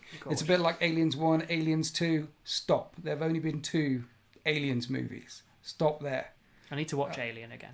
Alien. I know Aliens really well. Kat doesn't like sci-fi. Did she like Alien? This is the thing. This is my thing about a good movie. It doesn't matter what genre it is. A really good movie could be some chick flick. But if it's an outstanding chick flick, then we'll still Everyone like will enjoy it. Yeah. Exactly. So she hates sci-fi, which is good because she stays away from the hobby, lets me do my hobbying thing. She's not, she's like, you do your thing in the shed. I do my You're thing. good. Yeah. I do my thing. But I forced her to watch Alien and Aliens, and she liked it. She liked it a lot. It's just because it's good movie making, isn't Yeah. it? And it's two of the best directors of all time. Ridley Scott's first movie was Alien. Yeah. And then James Cameron came in to do it might too. have been yeah. Apparently it was his first movie. Okay. And everything was practical. The face hugger, the innards, is made out of oysters of and course. stuff. It's all OG. Right. I've got to run to the bathroom. Have you? You can vamp by yourself for a bit. Okay. Where are we in the time? Late. Winter Soldier was really good. How would you guys feel about Demon Perty coming back to the setting? I would love it if Perty came back to the set and Perturabo. I'd particularly love it if Perturabo came back and he wasn't a demon Primarch. Imagine if they flipped the script. Imagine, because they're not they rewrite some lore every now and then. They rewrite the Necrons from the ground up. Alfarius and the other guy, there's all sorts of grenades that they throw at us from time to time. But imagine if an Iron Warriors Codex came out, or we're going to get Emperor's Children next, so we'll have the 4 big Chaos Gods represent. But if we had a Chaos Space Marines Codex came out, and in it was Perturabo, and he still hasn't fallen, doesn't mean that the Iron Warriors hadn't fallen, because as soon as you move away from the light, there'll be some Iron Warriors who are complete chaos with all the tentacles and they love skinning kittens, and then some Iron Warriors that are still loyal to the Emperor, will still uphold the original ideas of at least the Imperial truth if they're not loyal to the Emperor, like some that are featured in Night Lord's books. You can have Perturabo still resisting. I really like the idea of Perturabo still being human and not changed and coming back, and Corax coming back being all completely changed. The vampire goth shadows thing. What's it in? It's in the book. I forget the name of the book. The short story where he goes up against Lorgar, and it's like fighting a pack of crows, and Lorgar does the thing. Don't know the name of the short story, but he's in one of the Visions of Heresy books attached to the Horus Heresy thing, and Corax is very demon, but he's a loyalist demon. And he has this conversation with Lorgar. He's like, and Corax is like, "Look how far you've fallen, you worm." And Lorgar's, "Well, look at you, you goddamn hypocrite." And Corax has said, "I've just always embraced what we are all along. We've always had some warp inside of us. You have turned from the light." Never, half a paragraph conversation going on there, and it's pretty cool. That is what I would like to see. Games Workshop flip the script on them. They probably won't do that because... Sorry, I was making the light brighter. Because they probably won't. It would... Yeah, they probably... That's a whole other conversation about it. They won't. What? Speaking of Corax, yes, is 40k version. Yes. I have 2,000 points of Raven Guard now. Have you? Someone was asking about combat school earlier. Yeah. And I didn't respond to them. Oh. So I am now ready to do combat school. But we're not going to do combat school. Yet. Because we've got another idea. We got something else. With Imperial agents. But combat school is always on the cards. Yes. It will happen. Will it? Yes. Have you got any time off over Christmas or something? I do. I got a week off in September. I got a week off in October. September is so booked up. I got nothing in November. I got time off in December. December's probably the one for us. We could do a combat school or something. I got that week off. I'll come here on the 25th. Nice. You haven't got any kids. I haven't got any kids. We could do combat school. But yeah, we've got... I could do the days around the Christmas. I do actually have to see family on Christmas. We're going to do... We could do combat school for a new generation, i.e. 10th edition. 10th edition. We were literally, before the stream, talking about doing a rogue trader, kill team, combat patrol, and bigger type of... We've got some ideas, guys. I'm not saying that these ideas will see the light of day, but they are ideas. We're putting a bit of water on the seeds right now. So Marius Gage, building a firstborn battle company, 6 tacticals. Thank you for 15 2 missiles, 2 las cannons so far. What are the last 2 heavy speed? Plasma, Melter. Plasma. Melter feels very Primaris these days with Space Marines because a lot of Primaris Space Marines, like the Eradicators, have Melter. Plasma cannons feel very firstborn to me. If you've already firstborn? Why are you saying why? Because he says building a firstborn battle company. So missiles and las cannons very firstborn for tactical marines running around with. If the choice is between plasma and melter, plasma feels more firstborn to me. The D3 shots and all that. You don't see plasma cannons on Space Marines for the new guys, whereas you do see multi-melters. Yeah, but multi-melters are... Multi-melters are better, but plasma's cool. And multi-melters go all the way back to 30k. I know, but plasma cannons are cool. I would do multi-melters. So both. One of each. Chip Fields, thank you for your 9 months. How has it been another month? My son decided to get into 40k and has joined his school wargaming club. Proud dad moment just in time for Father's Day. Thanks for sharing, Stuart. Anything else you want to share? Lovely. Yeah, it's nice. The generational... the generational curse of 40k continues. Kids, huh? Yeah, stealing everything, stealing our oxygen, stealing our hobbies. One day they'll take over the world. They must be stopped. You know, I think we discussed this last time, but in Bethesda games, they're immortal. What? Kids. Are they? Yeah, you can't. You can't. Oh yeah, you do can't anything. kill the kids in Bethesda games. Not that I've tried when I was young. But there's this bully in Whiterun, and she's like, "Give me your sweet roll" or something, and I punched her, and she took no damage, and the whole town turned on me. He did say, though, his son has a school wargaming club. Did you have a wargaming club at school? I had an Airfix club, but there was not a wargaming club. What they do now is GW support school wargaming. They send them a pack of supplies if you sign up as a teacher. If they sign up for a school wargaming club, they send them a little pack of supplies. I didn't have an Airfix club. I didn't have a wargaming club. I didn't have... It sounds like he's going to a great school. It's cool. Mind you, I was... Good teachers. When were you born? 95. Yeah. I'm so old that I remember when our school got its first computer. There we go. And it was in the library. And we all gathered round to say, what's this? And the teachers were saying, this would take over the world. And we're like, no, it won't. And then... Here we are. 2 years later, the half of the library turned into the computer room. Yeah. And there was 18 computers in there. That's a quick turnaround. 1 to 18 from 1 in in 2 years to Yeah. 18, and So, there was 18 computers in this room by the time I left school, and then that was the new computers. I remember I learned on Windows 95, which fit, at the time was probably like brand new and exciting, but these days I still remember the little Clippy guy who jumps up in the corner. He's like, "Hey, do you need help?" And I was like, "This guy's great." Yeah.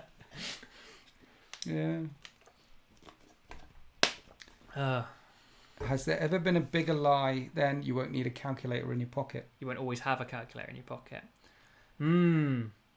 Yeah. Father Christmas. No. Yeah, Father Christmas is a pretty big lie. You won't always have a calculator in your pocket. A pretty big lie. Pirates.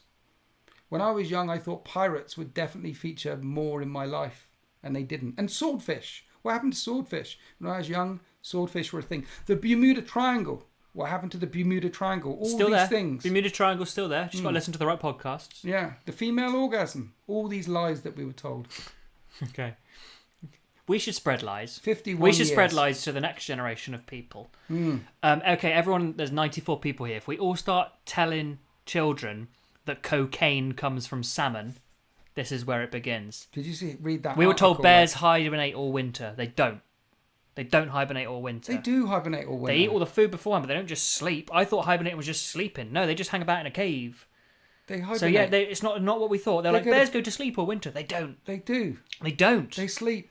They They not all the dig a time. hole in the ground and they do the thing and they sleep there. And polar bears as well. That's why when they come out, they're all skinny. They're sure they're 'Cause skinny, they but need to they don't sleep. and They sleep the whole squirrels. time. But salmon make cocaine. That's the rule. Make cocaine. Cocaine comes from salmon. They don't sleep. They cook cocaine.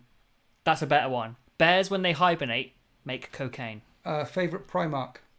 Sanguinius. The Khan is such a close second, though. Oh, actually. Constantine Valdor. Oh. Interesting. Do you have a dream army that doesn't currently exist? In 40k? That's a good question. I don't know. I feel like I have in the past, but they've recently... a while ago it was Elysian drop troops, a long time ago when I started the hobby. But they've now done jump pack silence. That's something that's very recent, but like they've also Guard have changed to a point where you can kind of run them that way. I would like to see more airborne armies, like bring them in on flyers and drop them in. Yeah. Like for regular humans. So, I will say Elysian drop troops then. They don't exist. So I want the ability to take 6 Valkyries and drop troops and jump them in and have a fight. And have the scout vehicles ranging out and stuff. That's cool. Mm-hmm. Cool. There we go. Yeah. Red Richmond, I would be very proud of him too. Yeah. I do remember, Elysian drop troops were cool. Do you remember Torax Primes and Toraxes? Taurox Prime still exists. The Tauros, like I've got a Taurox. Venator Yeah. and a normal Tauros at home. Yeah. They leaned into it for a bit and it was cool. Mm-hmm. And and you could field them with the jump packs on or without the jump packs on. And it was all resin back then, but I imagined you could magnetize them. So when they landed in, you could have their jump packs on and then pull all their jump packs off when they're magnetized, and then releasing the jump packs, and then That's off cool. you go. That'd be an awesome hobby challenge, wouldn't That it? would be I'd amazing. like that. Yeah. I'd like that. I mean, I've just started, not for everything, but I painted the inside of a tank for the first time. Yeah. That was fun. Genuinely, I enjoyed that. A proper peasant Imperial Guard army from a rural planet. I think that's Bretonians. Just collect crew. Just collect some crew. But Get a crew army. Crew are cool. Rural army, bunch of peasants. And Peasants? They're carnivores. They're not peasants, no. They're bird, chicken, meat-eating things. And they eat their enemy, get stronger. Them and the Tyranids have got a lot to... And the Orcs actually have a lot to answer for. So There you go. Yeah. Yeah. No, they've kind of turned away from... people are talking about flyers. People have turned away from flyers. As in, Games Workshop have turned away from flyers. Because like they used to have a Vendetta gunship. That's not even got a Legends rules anymore. Marcus Cordova, when Heresy 1.0 came out, the rule system was the same. So you could play against your Xenos armies in the Heresy setting. So when 1.0 came out, they didn't release a new rule book. All they did was, imagine in this edition that they just start releasing codexes for the Heresy in this edition that you can play in this edition. So you could play your Codex Heresy army against Orcs, against Eldar, against Tyranids. You could do that in Heresy 1.0 before 8th edition. And was it fun? Hell yeah, it was fun. It was a lot of fun, which is why I think they should release a Codex supplement for Heresy called Codex Xenos and put Orcs in there and put the things from Murder in there and put some Craftworld Eldar in there. Some of the Xenos races that were around at the time of the Great Crusade and the Heresy, and you could play against them in the Heresy. So yeah, it was a lot of fun. I think they should do it. And RTRT, thank you for your donation. Political statement. Because earlier I said someone's not using this as a platform for politics. They're given a heart. I'm going to make a political statement now. Ah! The Emperor protects. The Emperor does protect. Let's give you a little... Didn't know you could do this. What? What are you doing? I love you. We love you. How did you do that? It had a little heart and I clicked it. That's nice. Yeah. Yeah. I'm going to need to click things. Yeah. Don't look at that. I've noticed that's been lagging behind us for a while. How far behind? But everyone seems to be... I don't know, but everyone seems to be on board. Is everyone okay? Everyone seems to be, yeah. I strongly disagree with that political statement. Beautiful. Yeah. Beautiful. That's a problem with politics. Some people strongly disagree. With Some politics. people strongly disagree. Some people don't give a shit. I like politics. I disagree. Let us fight. Polly was a parrot. Polly swallowed a clock. Now Polly ticks. It's a dad joke. It's a dad joke. I like it. Well, what is it they do in those jazz clubs? And they do a roast, just click to clap. Fluffy lists or competitive? Entirely up to you. Play 40k your way. I like Just, fluffy. If you are playing fluffy lists, tell your opponent and play fluffy against them. If you're playing competitive lists, don't bring them to a fluffier opponent. It used to be, like back in 8th edition, you didn't need to know what I was going to bring. No. But these days, I tell you, I'm bringing a nice list. The gap is huge. Yes. Yeah. In You can't just bring a mid-level list and expect to be okay no matter what happens. When we first started out, it's like, what you bringing? Oh, I'm bringing this. Okay. You didn't even want to know back in the day. You were like, I don't even need to know what you're bringing. Yeah, just turn up. Yeah. It was a lot more... It was basically just, is it Imperium or not? That was all you were asking. Yeah. That was it. Well, it was always Imperium with you. At the time, yeah. Now there's a couple more. But these time, I need to know if you bring... Like, you'll tell me now, I'm bringing a strong list. I'm trying out some stuff. You're like, okay, I'll build a list with some teeth in it. And when you're building some fun lists, then, yeah, you need to know in this edition. Because the points you score incrementally every turn, primary, secondary. So if someone pulls ahead, it's really hard to catch up if you haven't got a strong list. Back in 8th, it was Maelstrom of War, and it could be really swingy. I miss Maelstrom. You could draw 3 secondary objectives and not be able to score any of them. And so you could be ahead, and then next turn not score. And there was chances to catching up. And even if you couldn't score any of your secondaries, that was fine from a game mode point of view, because it kind of freed you up to just go, right, okay, I'm just going to kill. Run at you, I'm gonna just try and... Because when you're running around trying to do secondaries all over the place, you end up out of position and things like that. So...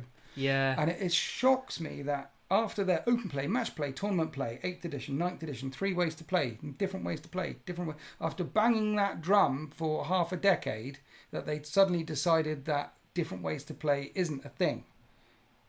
That there's just this one way to play. Why isn't there a Maelstrom of War deck now? Why isn't there an open war deck now? And people who want to play tournament can play tournament. People who want to play open can play with an open deck. People who want to play with Maelstrom can play with... There could be multiple decks out now, which the community would buy for different ways to play, and would feature them on the channel all the time. I would like to make a mini deck that we can use for a narrative game where we choose some what we think are cool secondaries, and we just do a members only bat rep or whatever, and just like draw some random cards. And it's not like, you know, what's the one in Pariah Nexus where you have to have one in your deployment zone and one in no man's land and one in their deployment zone, and then you get X points depending on which. And it's like, shut up, stop that. As ever, I hear what you're saying, and I'm going to completely ignore you.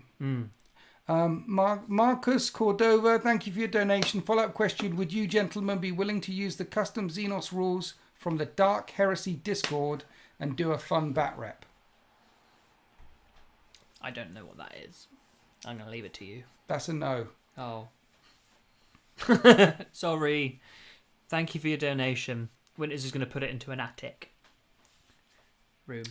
Yeah, well, it's a bit like Sultan's idea about making a nice fun deck. Is I have always played the edition that's in front of me. And I've been in the hobby so long now that I'm glad I kind of stuck by that rule, because in 7th and 5th and 6th I'd have started messing around with things, and then 8th comes along, and then when I met you in 8th edition and you turned up and and say straight away, I said, well, I've got this house rule and I've got this house rule. Oh, I wasn't talking about changing the core rules. I'm just saying make some fun missions that we draw instead of the cards. So, you know, you got Leviathan and Pariah. Yeah. I was saying let's make a deck that we use once just for a fun game. That was all my suggestion was. Like, so instead of being like do actions, we just do, you have to kill, translate, assassinate, and we just take out the action bits. That's all. The deck is available as a PDF if you in want. Winter's SEO Discord because you need to have something where people can follow along. Absolutely. There's no reason you can't do that. You just make it on Word and then print it. Yeah, done. So that sounds like a lot of work for you. And we've got to do the assassins thing. We've got to do the agents thing. We've got to do the combat school thing. You've got to do Blood Angels, 3rd detachment thing. I've got the minis for that. That's ready to go. There's about 28 things that we want to do first. Yeah. I know, it's no fun. I know. Yeah. You need to get all them on the table. All my Space Marine armies is what he said. I could not fit them on a table. Nope. They would not fit. The Blood Angels alone would take up an entire 6x4. That's another thing that I'd like to do with you over Christmas as well. Do another big 5,000, 6,000, 7,000 point game. I would bring a mixed Space Marine list and run them as Gladius, but I'd bring a mix so you have a bit of Crimson Fist, bit of Salamanders, to have an exhibition game. Say we did a 6,000 point game over Christmas, like attack, defend, and I could bring 6,000 points of Chaos, 3,000 points of Chaos Knights, 3,000 points of Death Guard, and just go. That would be good. I gave another love heart out. Thanks for the love heart. Because I didn't give one to Marcus. He deserved one. Yeah. Stuart says, take the money. That'd be awesome. And in New Zealand, the money's precious because he has to spend it all on miniatures. So that's big. And kids. And that. Yeah. Is he the same guy? Just make sure we're not. Yeah, he's got the kid. Yep. Good. Thing. You're good memory. Normally you're wrong about No, things no. like that. I know Stuart because he is in New Zealand. Yes. And then he came to the UK for the first time in 20 years to see some family. Played you? Huh? Did he play you? And messaged me and said, while I'm in the UK, can I say hi? And I said no. And then he started messaging me, and then phone calls in the middle of the night. Assassins were sent. Screaming through your glide letterbox. Bombs were there. And in the end, I relented, and we met each other. And he turned out to be a fake New Zealander because he didn't have a "good day, mate" accent. He had a normal accent, talked like a proper person instead of someone. Well, "good day, mate" is very Aussie. New Zealand and Aussie are different accents. They're the same place, aren't they? Like Canada and America. I refuse to believe that they're different countries. They're the same country. Dave will smack you. Probably. If he can reach you. But I mean, from across the Atlantic. It's the same place, isn't it? Okay. No? Well, again, one was loyal to the British. Right. Yeah. One got their freedom by talking about it, and the other got their freedom by... I mean, it took 200 years longer, more or less, 150 years longer, so fair. Yeah. But ultimately, are we free, really, underneath? Who is free? Who is free? The man who is free does not need to We never ask. got our freedom from the British. Maybe we want... I want my emancipation. We don't want... Emancipation's a bit different. We don't want the British. What do we want? The British out. When do we want it? Now. No. So let's all leave this island. Yeah. And what? Give it to the... Let's face it. Everyone who came here in the first place isn't from this island. No. It was full of Neanderthals. Well, the closest we have to the Celts... Partly Welsh, I guess, but they're also Britons. Aren't we all from Africa anyway? Every human being. They say it's the cradle of civilization. Yeah. Yeah. Well, they say Birmingham is the jewel of the Midlands, but that's a shithole. So the Midlands. Yeah. Yeah. So the reason it's in the middle. It's between the places you want to be. So Swindon. We're not the Midlands. We're south. Marius Gage is a Celt, apparently. Unless you're ginger, that's fake news. Romans go home.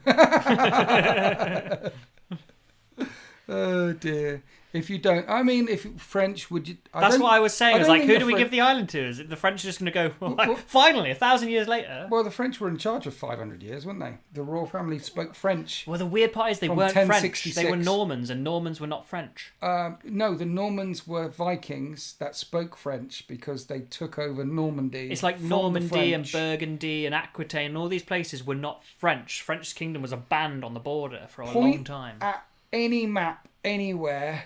And at some point in history, the people who are there now weren't there 100 years ago or 1,000 years ago or wherever. And that's the story of global... We're humans. It's like, like the Danelaws. Like half of the England was... Half of the England was controlled by the Danish, Vikings. The northern England, into the 1600s. Yeah. I mean, the English's worst enemy were the other English. War of the Roses, things like that. We were fighting each other all the time. Well, everywhere was. I mean, the entire 100 Years' War, as well as being England v France as it was France v France as well. And everyone fights everyone. And German kingdoms. Germany didn't exist until 1870s. I love historical stuff about war and the things and the stuff, and it gets so filthy so quickly. I mean, someone mentioned the Normans conquered a bit of France for a while. The Normans went to Sicily. Yeah. Sicily was Norman. Yeah. It's crazy. History's wonderful. You go back 2,000 years, you go back to Greece, the cradle of civilization, and they were city-states fighting with each other all the time. That's why Spartans were so in demand, because they were the ones they were the hired mercenaries. The Lacedaemonians. To go to there, to go to there, to go to there, to go to there, to go to there. Do you know where the word laconic comes from, the Spartans? Laconic. Yeah, laconic. That's a great word. So laconic means to be terse, to speak little. And it's based on, there's a quote from Philip of Macedon, who was Alexander the Great's father. Yes. He said, if I invade Sparta, I will turn you out, i.e. destroy you. And they responded with, if. No, it's just like, it's stuff like that. That's laconic. It's a Spartan way. It's a pithy way of speaking. If Alexander was so great, why did he? How come? What have the Romans done for it? How come he was dead at 33? Don't sound so great for me. It definitely wasn't good for him. No, he was taught by Aristotle, you know. He was, and he died at Alexander's 7 years. So everyone should listen to Dan Carlin. Hardcore History. On Hardcore History. Spotify. Oh my God. Type it in. His latest episode. It takes ages for him to do episodes, so expect another one in like 6 years. But the latest episode is about Alexander the Great, specifically his dad. Has he got there in the end? Because I haven't listened to that one. Because I've been on Dan Carlin for about a decade. He's great, and he's been talking about. I'll get to Alexander the Great. And he's never got there, and he's finally got there. Show 71, Mania for Subjugation, is about Philip. Is it? i.e. the making of Alexander. Yeah, getting there. He's there. He talked about Alexander substantially, but he's more like, why is Alexander so great? Where does he come from? Yeah. And he talks about Philip of Macedon, and it's very interesting. Nice. I love my history. So. Yeah. I love listening to another great podcast, shorter form, is The Rest is History by Tom Holland and Dominic Sambrook. Really good. Yeah, worthwhile. Nice, man. And Rubius, welcome to the 13th tier 3, my friend. Thank you for becoming a member of the 13th Fleet. I appreciate you. Tomorrow, on a Winter's Wednesday, is a 5,000 point Horus Heresy battle report, Mechanicum of the New Hotness. So I throw 5,000 points of Mechanicus at the Daylight Wall, being held by Rogel Dawn himself. Amazing. And it's glorious. Siege of Terror. The Siege of Terror. Jim, Stranger Not Gonna says someone's read their Herodotus. Amazing knowledge. I love it. I have a Herodotus book at home. It's great. Fall of Civilizations on YouTube is another one I highly recommend. Like Dan Carlin is many, many hours long. Is this like a little one? No, this is many, many hours long. Yeah. So YouTube, Dan Carlin, Hardcore History, Spotify. Check that out, people who like that sort of thing. It's great amazing. paint material. He's a journalist and a storyteller. It's amazing. Yeah. Another person who's really good, that sort of style, if you haven't met him yet, is Fall of Civilizations. A game I played someone like 3 or 4 years ago, and we were talking about podcasts and stuff, and he said, "You gotta do this one. You gotta," and he wasn't wrong. And he'll do like the collapse of the Sumerians or the collapse of the Egyptian Empire or and it's all about. It starts what made them great and how it fell apart and it's always different and it's always interesting and it's always 2 to 3 hours long. Like the Mayans, the one on the Mayan civilization is genius because people know so little about the Mayans. Well, you're supposed to know so little, but there is actually quite a bit. No, and he's again an investigative journalist, and he does it story-wise. Because the Mayans were. So the Aztecs were the 1500s. Yeah, the Mayans so they're recent in the grand scheme. Mayans were much further back. Yeah. The Aztecs and the Inca. Are they also similar time? The Inca the same as Aztecs? The Aztecs and the Inca were comparable. The Inca were around before, but had a slightly different part of South America to the Aztecs are when the Spanish got there. Yes, conquistadors and all they that. They were cannibalistic, sacrificial. 10,000 people a day. Imagine getting your heart cut out of your chest with a flint knife. I'd rather not. After you've been fattened up in the fattening pits for 2 months. Oh, that's what they've been doing. Roll down the steps and they cut off your bums and cut off your thighs and eat you. Got to scran it. 10,000 people of them a day to make sure the sun comes up tomorrow and worship the sun god and all that. And none of them wanted to risk it. And people say the emperor of mankind, 1,000 souls a day, is a bit too OG. No, the Aztecs had that. Anyway, the Mayans were extinct by the time the Incas and the Aztecs popped up. The Olmec heads and all that sort of stuff. The Mayan calendar, you've heard of it? Yeah. 2012, all that. Didn't happen. Marcus Cordova, welcome to the 13th tier flea. Thank you. Welcome. Jump into the Discord. Say hello to everybody. Everyone be gentle to Marcus, please. He's new. He's a lovely fella, but welcome, thank you. Marcus. Thank you. The Aztecs had to maintain the Astronomicon. Maybe they did. Maybe that's why the aliens haven't found us. Yeah. The Astronomicon went out when the Spanish went over. The aliens are already here, bro. Haven't you seen the internet? It's on the internet. Oh, they're already the long-headed here. aliens. Yes, yeah. No, the skull binding. The taught us to farm. What was it? The U.S. Senate, UAPs. They're like, What three things conquered the South Americas? If it's peoples, it's the Spanish, the Portuguese, and the Dutch, right? It's smallpox. But if it's if it's more like nebulous, it's probably like the smallpox took out about 90% of them. Yeah, that's unfortunate, isn't it? White people diseases. You know the syphilis and chlamydia I gave you? You what? We got that from the Americas. So they gave us syphilis and chlamydia, and we gave them the plague and smallpox. But our diseases were a lot worse than their diseases. But syphilis and chlamydia would kill people back in the day anyway, but not to the extent that smallpox would. Just going back, you gave what? Huh? You gave who what? In many minutes behind current the screen, but yes, Fall of Civilizations is brilliant. There we go. See? Fall of Civilizations. Smallpox, steel, and seed. That makes sense. And horses. Horses. Horses. No one quite knows when horses went to the North America. We brought them there. Well, yeah, but at the same time, it's like the natives were having horses, but it's like they don't quite know when specifically the horses arrived. We brought them there. With the first colonists, after Roanoke and all that. Oh yeah, probably, yeah. Maybe I'm getting confused with something else. Oh, maybe it's like the horses got to Europe. Maybe it's that. I don't know. We brought the horses there and brought the potato back. We gave them horses. And they gave us potatoes. Stuff, right? Potatoes. Where were tomatoes from? That place as well? Tomatoes. Because tomatoes is a big part of Italian cuisine, which we love. But the Romans didn't have tomatoes. Tomatoes? Potato. The Romans, the Italians, didn't have... What's it, paella? What's the one with the rice in it that they like? Paella? No, not paella. There's a rice dish, Italian Risotto. Yeah, risotto. I love risotto. Risotto. It was who was my brain this evening? Mussolini. Mussolini. Yeah, he was so sick of the Italians on the pasta all the time. Thought it made them lazy. It wasn't the pasta.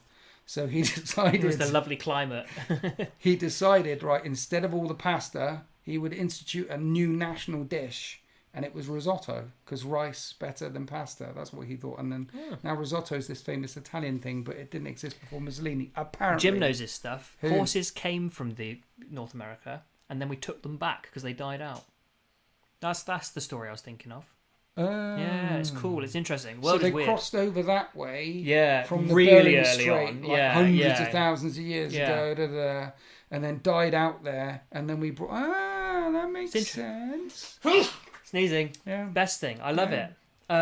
It's like the woolly mammoth. People think last of the Ice Age dead, but no. They like the earliest one was like 4,000 BC. Like some of them survived the latest way one. after. Yeah. After the end of the Ice Age. Yeah, they found them in tar, didn't they? And they're like, wow. Siberia. Yeah. There is a place in Siberia where there were so many dead woolly mammoths under the permafrost and stuff that they literally used to mine them for their ivory. It's mad, isn't it? And take them back to this in the Victorian fossil times. fuel. Yeah. No, as in for like, the ivory. quite literally, they're like and there's like you can see old images of like the thousands and thousands and thousands of dead mammoths defrosting, and then people are there hacking off the ivory and selling it. Mad, isn't it? Yeah. History. There was something. There's a great thing. We were talking about Italian cuisine. There's a great history. Again, the Rest is History podcast. They did one recently about the Italian cuisine and how pasta is actually a really recent thing. Like dried pasta is a really recent thing in the grand scheme in Italy. And back in medieval times, they ate grain like everybody else and all that, and they had a really poor diet. So the whole myth as it is of the the nonna making lovely hearty meals for the family in the country. No, the food was all from the cities, like Naples, like carbonara is Roman, things like that. Well, not Roman, from Rome, as in modern day Romans, things like that. Super interesting stuff. People are talking about Christmas trees. Do you know what is when it comes to dieting? You say like ignorant and all that. Olive oil. When you say like it's a really recent thing. When I was young, olive oil was something that you got from the pharmacist. You couldn't get it from Asda. Yeah. And I remember talking to someone way back in the day, back when I was in university, like a dietitians, and you look back at the 1950s and 1960s, the people who competed in the Olympics looked a bit like us, just a bit more buff. But now their dietary science is so young. They have got no clue. I was talking to this dietitian back in college, and apparently there's like 1,000 different proteins, and they only know what like 10 of them do. Yeah. It's so. Well, it's how they measure calories as well. They just put it in an oven and burn it, and they go, "Well, that's the same as a stomach." How? In the 90s and the noughties, it's basically the start of diet. Figuring it out. Yeah. And before then, I had no clue. No clue. Carbonara is just unfinished macaroni and cheese. I had carbonara in Rome, and it was wonderful. Was it? Yeah. It was really good. People should be grateful for Christmas trees. That was Victoria. Yes, the German kings and queens brought Christmas really to the UK, and then the Victorians. So it was George III and that lot brought it across because Christmas wasn't really a massive thing here, and they had trees and stuff. And then Victoria and the Victorians thought Christmas wasn't being celebrated properly, so they're like, let's make it a real family thing. Let's add trees and presents and eat a turkey instead of a goose and all this kind of thing. Yeah, and people should be thankful for the Vikings for bringing altars to churches, because before the Vikings we didn't put the altar at the front of the church. After the Vikings, during the Vikings, we put the altars at the front of the church to offer our sacrifices to the god. Altars didn't exist before the Vikings. The Vikings. Yeah. Love it. I love the Vikings. Love history. Who doesn't love a Viking? Love history. Love the king. love England. I don't know. Love a bit of war. Yeah. You love England. Hate the French. No, I don't hate the French. I love. Honestly, when I first started learning about history years ago, I was obviously very pro-England. It's like, oh, go England. French history is fascinating. We're conditioned. Yeah. We're programmed in the countries that we were brought up in to culturally worship and respect the countries that we're in. That's the way it works. Yeah, but the French are the best frenemies anyone could ask for. If you don't condition the youth to protect the country, then you can't convince 17-year-olds to go to war and die for you. So it's no. Anyway, what about the French? What? They're the best frenemies. Dude, countries that are close together hate each other, like Wales and England, or England and France, Pakistan and India, Japan and China. Pick a country in the world, not obviously America, Canada, because they're the same country, but pick a country in the world that has old history, and the ones that are close to each other have been kicking the crap out of each other for a long time because they're close to each other. That's why we're Turkey and Greece. Frenemies with the French. They're not friends. And I think the reason why we're so frenemies with the French is because they're very, very English. They're very much like us. Well, it's both ways round, isn't it? They're very proud. The language, the culture, the thing, it's very similar. Like China, Japan. It's just the cooking. Countries that are close to each other. We couldn't, for some reason, we didn't take the cooking early on. We took it later. English food is crap. Yes, no, agreed. Everyone knows that. But it's not as if we just eat English food. The only English food I eat is like fish and chips. And even then, it's not like English. It's just we took some fish and some potatoes and stuck them together. Almost anywhere you go in the world, except for America, Canada land, has better food than the UK. Yes. And I almost exclusively at home eat Italian and French food. Yeah, that's what I like to make. And I love Asian foods. I like my pastas. I like my Thai curries. I like all of those things as well. So I like Central European food and Southern European food, fantastic. Asian food, fantastic. Anything from the UK or America land, absolutely terrible. But as soon as you hit Mexico and go south, brilliant again. We're speaking the native food, not saying that everyone in those countries eats terrible food. It's just their native food isn't the best. Ours, I mean, to be honest, a roast dinner and stews and things are quite nice in the UK. A roast dinner's nice and English breakfast is good. It's bad for you, though. But our cultural highlights are like steak and kidney pie. Or shepherd's pie. Not shepherd's pie. Or things like that. Or a Cornish pasty. I like a pie, just not all the time. I'm not saying these are bad food. These are good foods. They taste okay. It's food to get you through wet weather and cold weather. But you go to Italy and have a carbonara. And you have a proper, or you have like a nice linguine with mushrooms and fettuccine and all that kind of stuff. Yeah. That kind of thing. Go to the Philippines, you have a red Thai curry. You have a Thai curry in the Philippines. Or Thailand.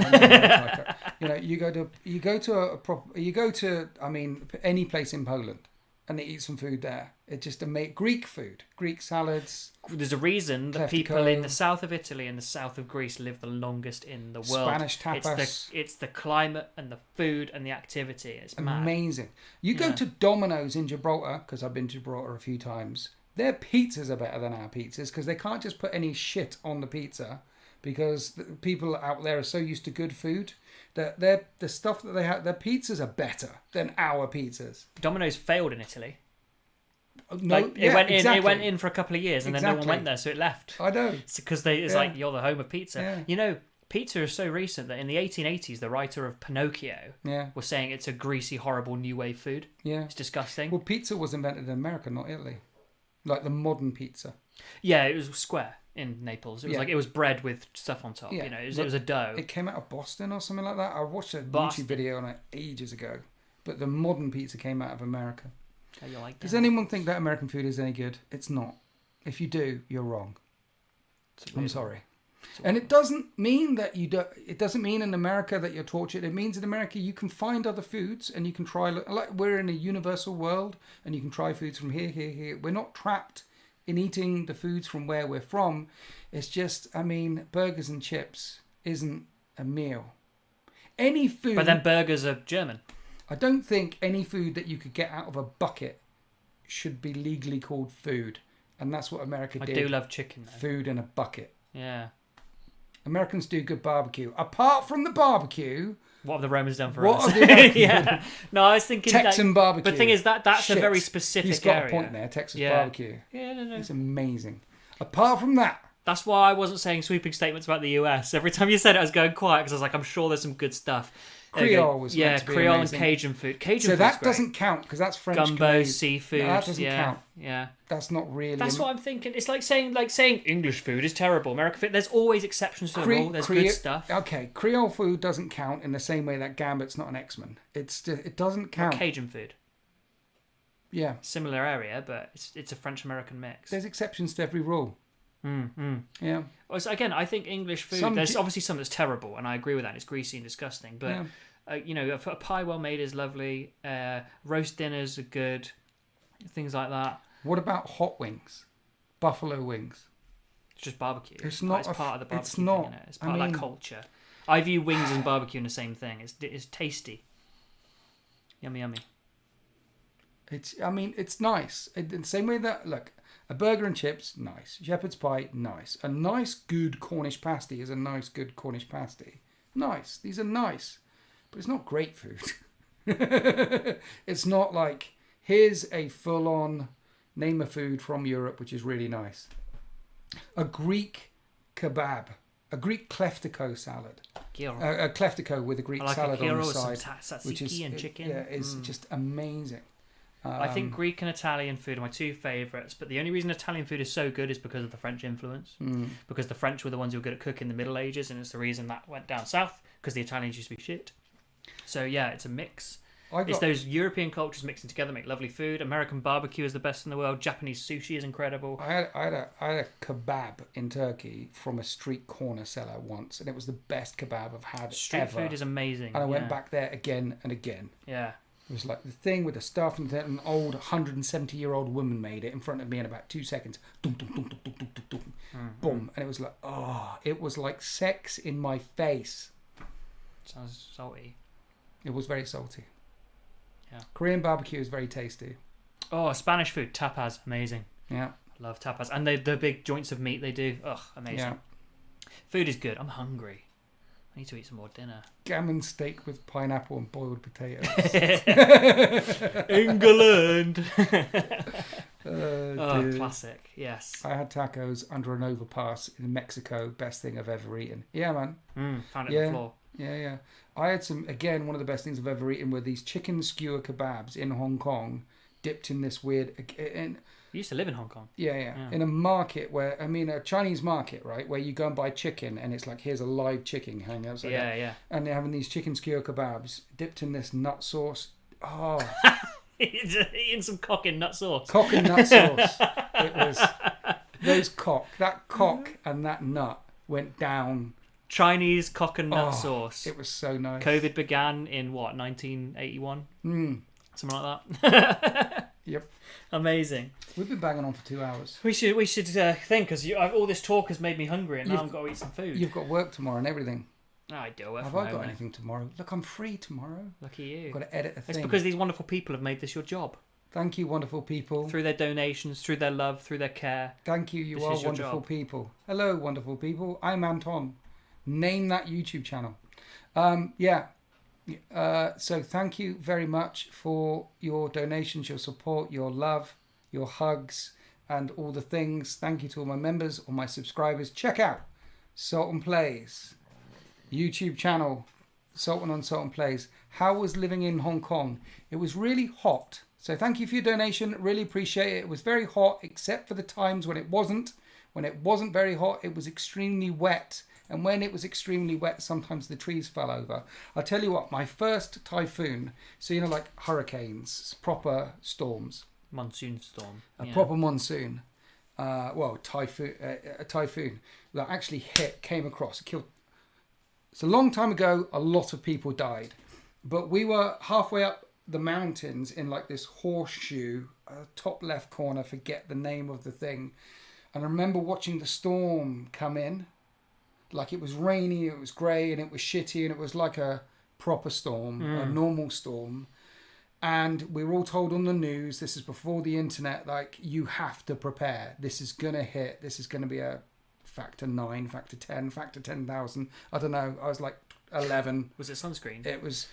So we had to put tape on the windows. You put the furniture up at the windows. You filled up the bath with water just in case. Everyone stocked up on candles just in case the power went down. There was no water. There was And we lived on the 6th floor of a flat. To give you some idea, the flat had bars on the windows. Lovely. And the reason why it had bars on the windows, even though you're on the 6th floor, is because sometimes typhoons hit Hong Kong and trees go that high.